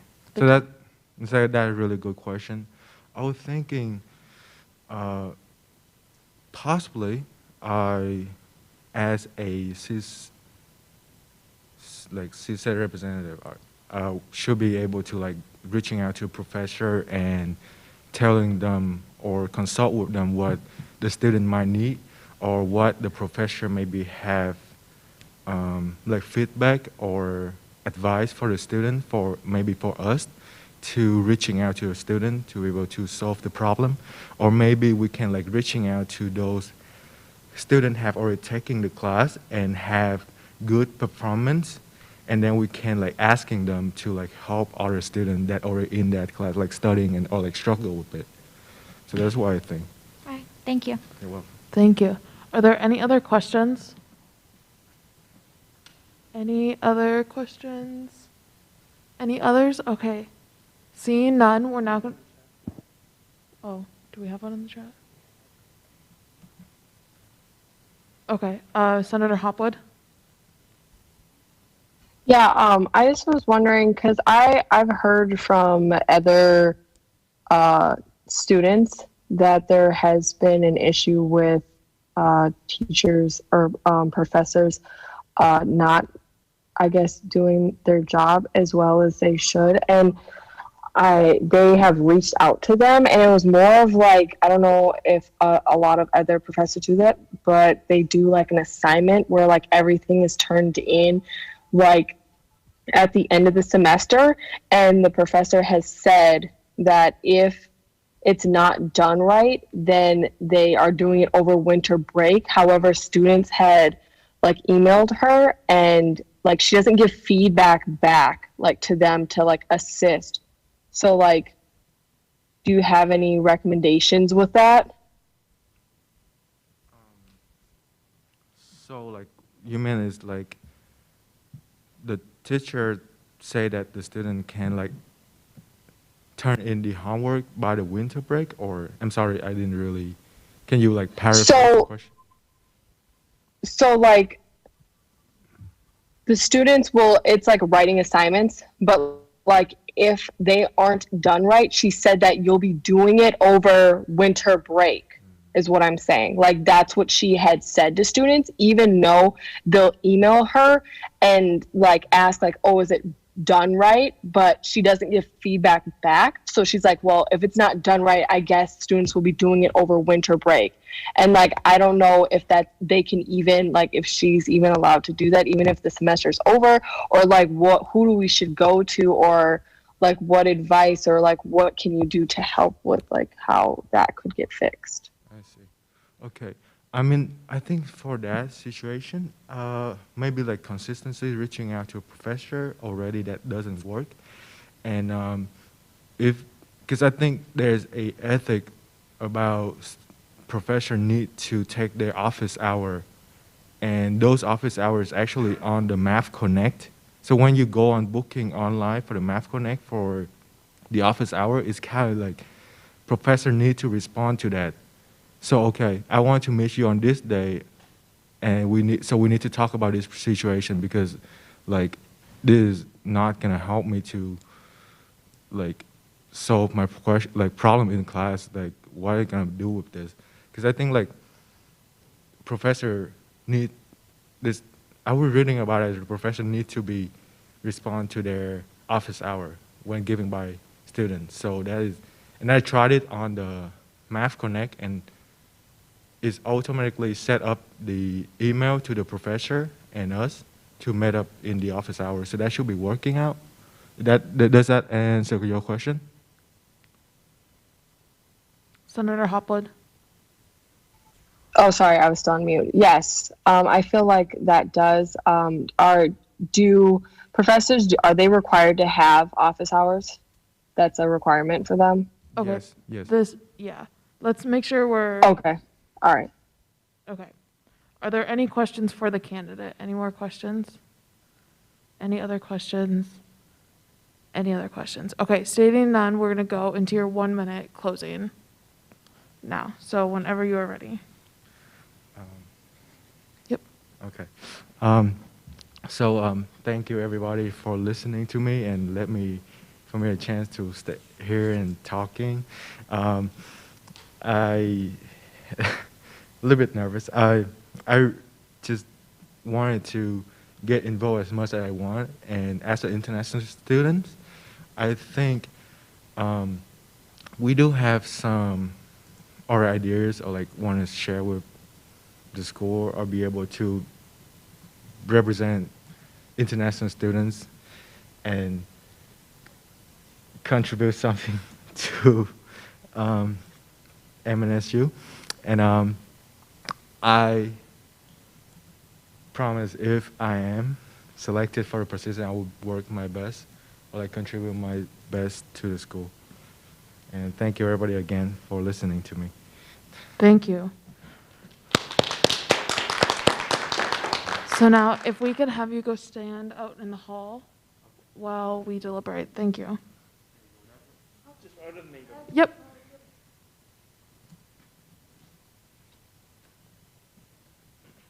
And then if we could pause the live stream and the recording.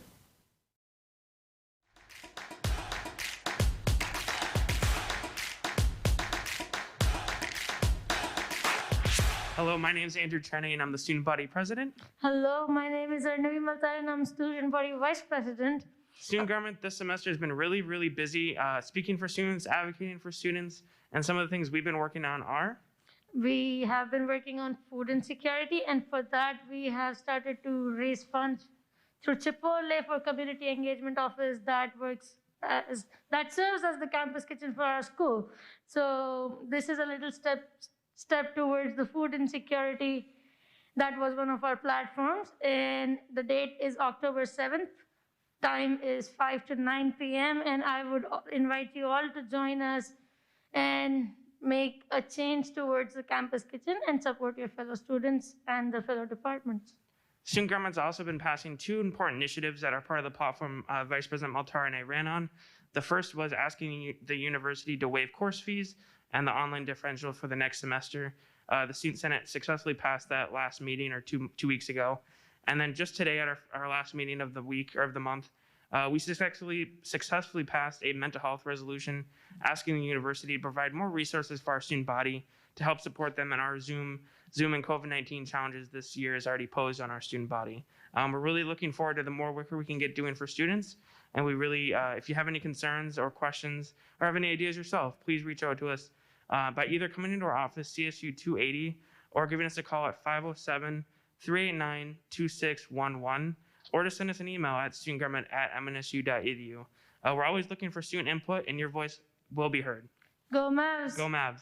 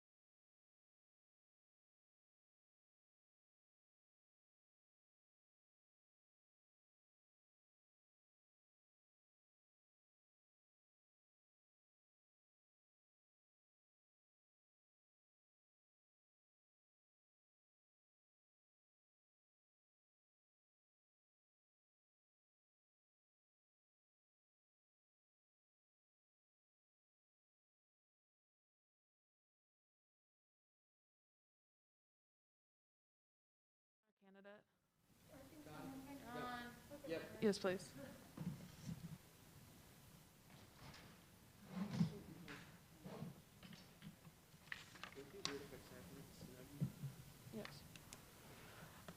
So we have had an election today. Congratulations. And then if you'd like to come up to the podium, I can swear you in.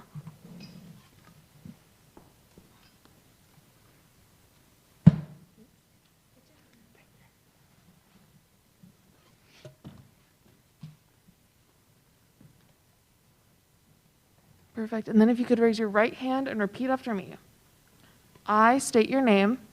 I, Nathan Pham, Will represent and serve will represent and serve the students of Minnesota State University Mankato the student of University State of Mankato in student life and academic needs. and student life and academic need. Yep. And will uphold the mission, And I will uphold the missions, Constitution, constitutions, and bylaws and bylaws of the student government. of the student government. I so affirm. I so affirm. Congratulations. Thank you so much. Thank you so much, everybody. Now, if you want to take your seat in one of these two sections, and we'll keep going. Perfect.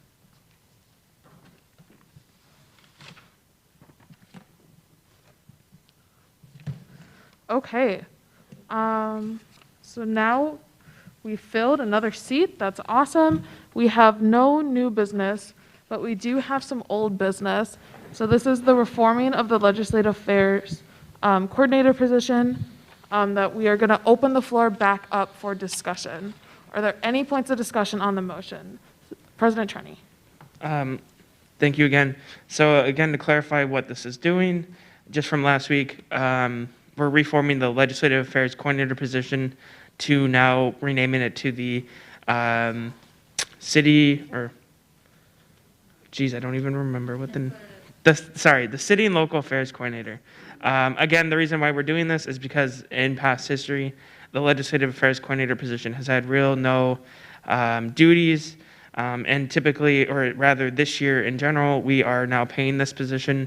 So it just makes sense to give it more responsibility and actually have it become more of a critical function of student government, which is we do enough talking to the state and federal and system, but we don't do enough talking to the city, which again are most of your senator projects as off-campus senators, or even some res life senators where your projects may impact the city in some way. So we need that person that can be that kind of face at the city council and at the city level. So it's a great change. Senator Wolfhard and I really worked hard on this, and I think it's something to be proud of. Something long overdue in the student government, and it's going to be great for years forward. And for that, I yield. Thank you. Senator Wolfert.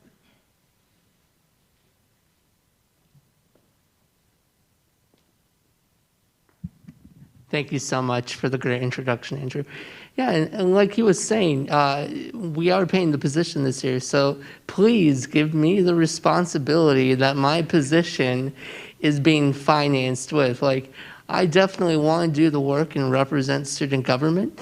And if anyone at all, and I was hearing a few projects that were interacting with the city, if you do want to talk to me, I am open to helping you out. If you need new channels with the city to interact with and improve upon your projects with. So thank you so much for your time. Wonderful. Are there any other points of discussion? Any other points of discussion? Any other points of discussion? Seeing none, I assume that we can go ahead and move to previous question. So because this is not a vacancy, we can just do a ballot vote, or a placard vote, I mean. So that's what we're going to go ahead and do. If you are online, I'll need you to either raise yes or no. If you're in person, we'll have you raise your placards. If you want to abstain online, hit the raise your hand.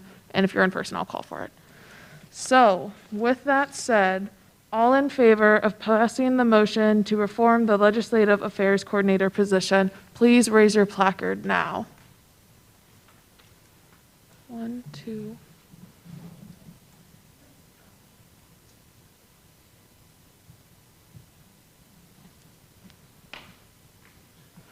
All opposed? And then any abstentions? Okay, now let me check online.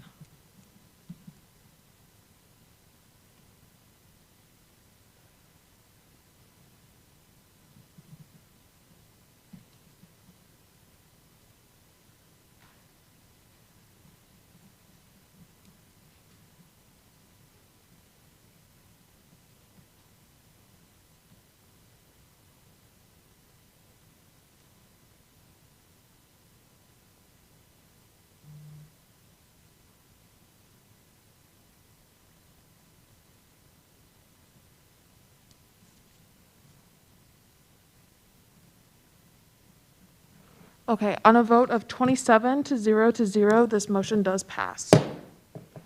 So, yeah, we can clap. Let's clap. Okay. So with that, we are now that concludes our old business, and now we're gonna go ahead and move on to announcements. Are there any announcements? President Trenny. So I saw on social media that it was someone's birthday last week, and I forgot. It's Manav. It was Manav's birthday. Yeah, Manav, are you there? Yeah, you are. So we're gonna sing "Happy Birthday," unless that's no. Sure. You only turn 19 once. I'm just saying. I don't know. All right. Okay, So lead us, President wait, is he even Trenny. here? Is he even here? Sorry, I just. He is here. Yeah. Okay. Okay. All right. Ready? 1, 2, 3. Happy birthday to you. Happy birthday to you. Happy birthday, Manav. Happy birthday to you. All right. Wonderful. That's it. Sorry. Thank you so much. Really appreciate it. Thank you. Happy birthday, Manav. Thank you. Happy birthday, Manav. Happy birthday, Manav. Thank you, everyone. Thank you. You guys want to line up with the mic? We can all just individually say. Okay, that's great. Are there any other announcements?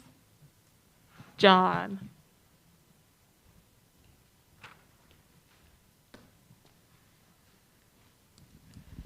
So just a couple of things this week. Tomorrow evening from 5 to 7, the student events team is going to be hosting the viewing of the Spirit Month lip sync competition. So that is available online. You can find more at on the student events team website.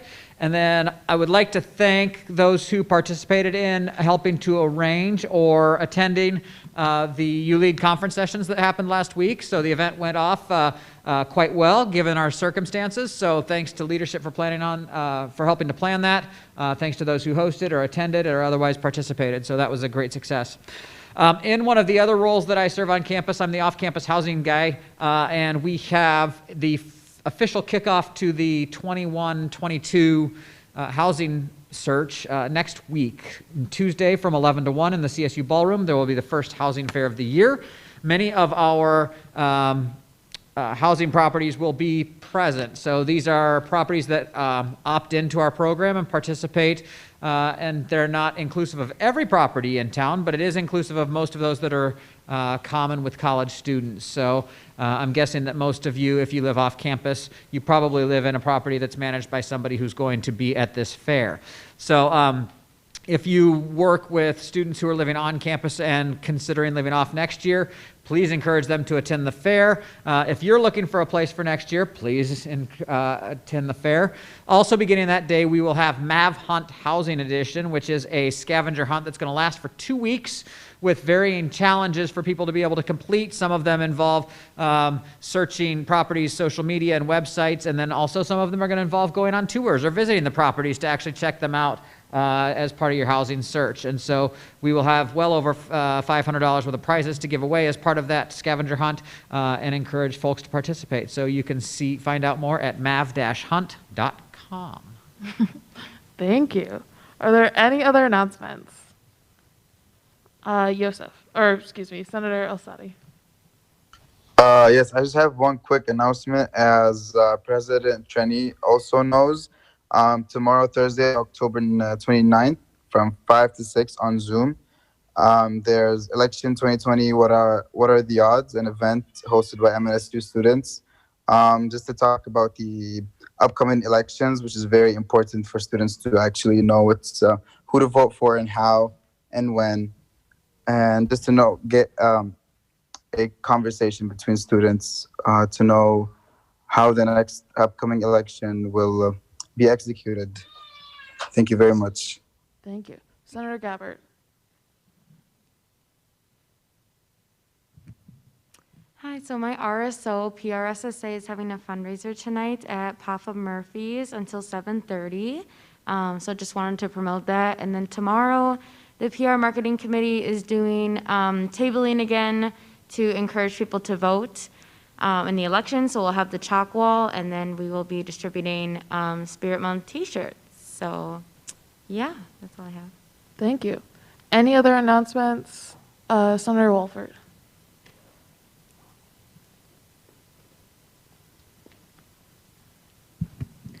And then lastly, in regards to voting, the MNSU reporter just posted a wonderful how to vote guide for students.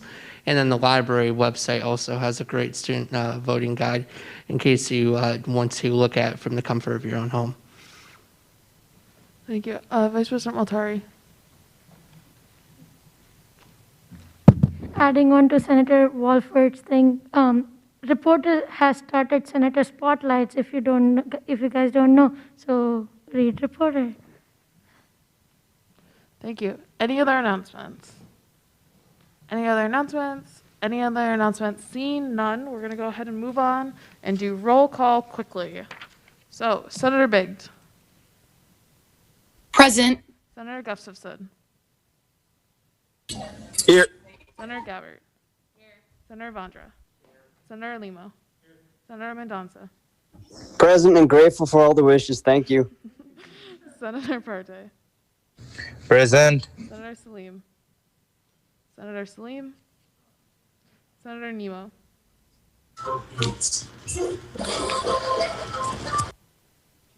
Okay. Senator Hussain.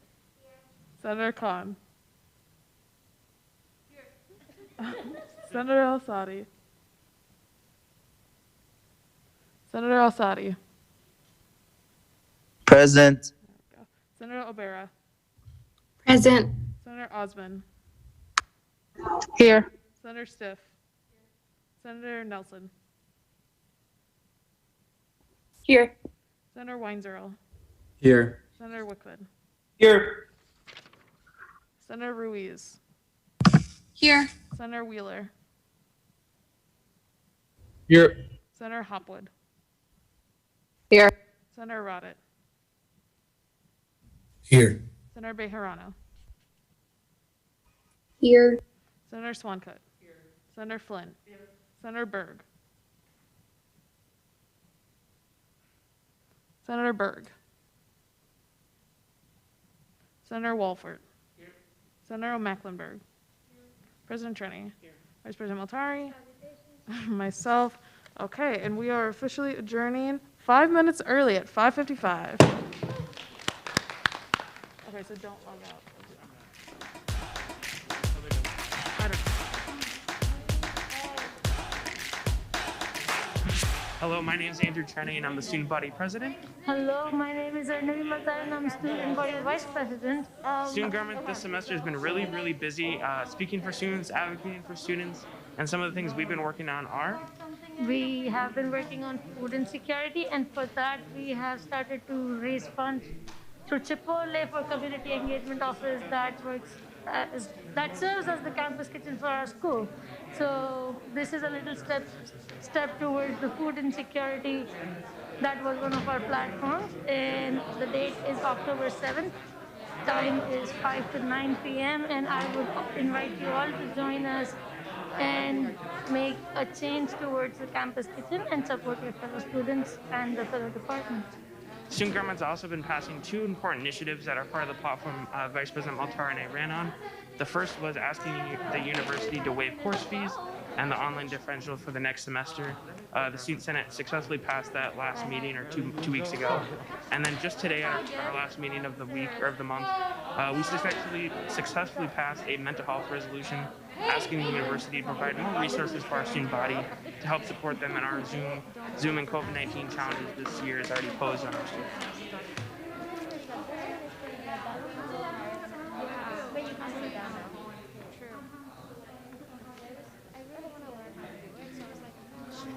Really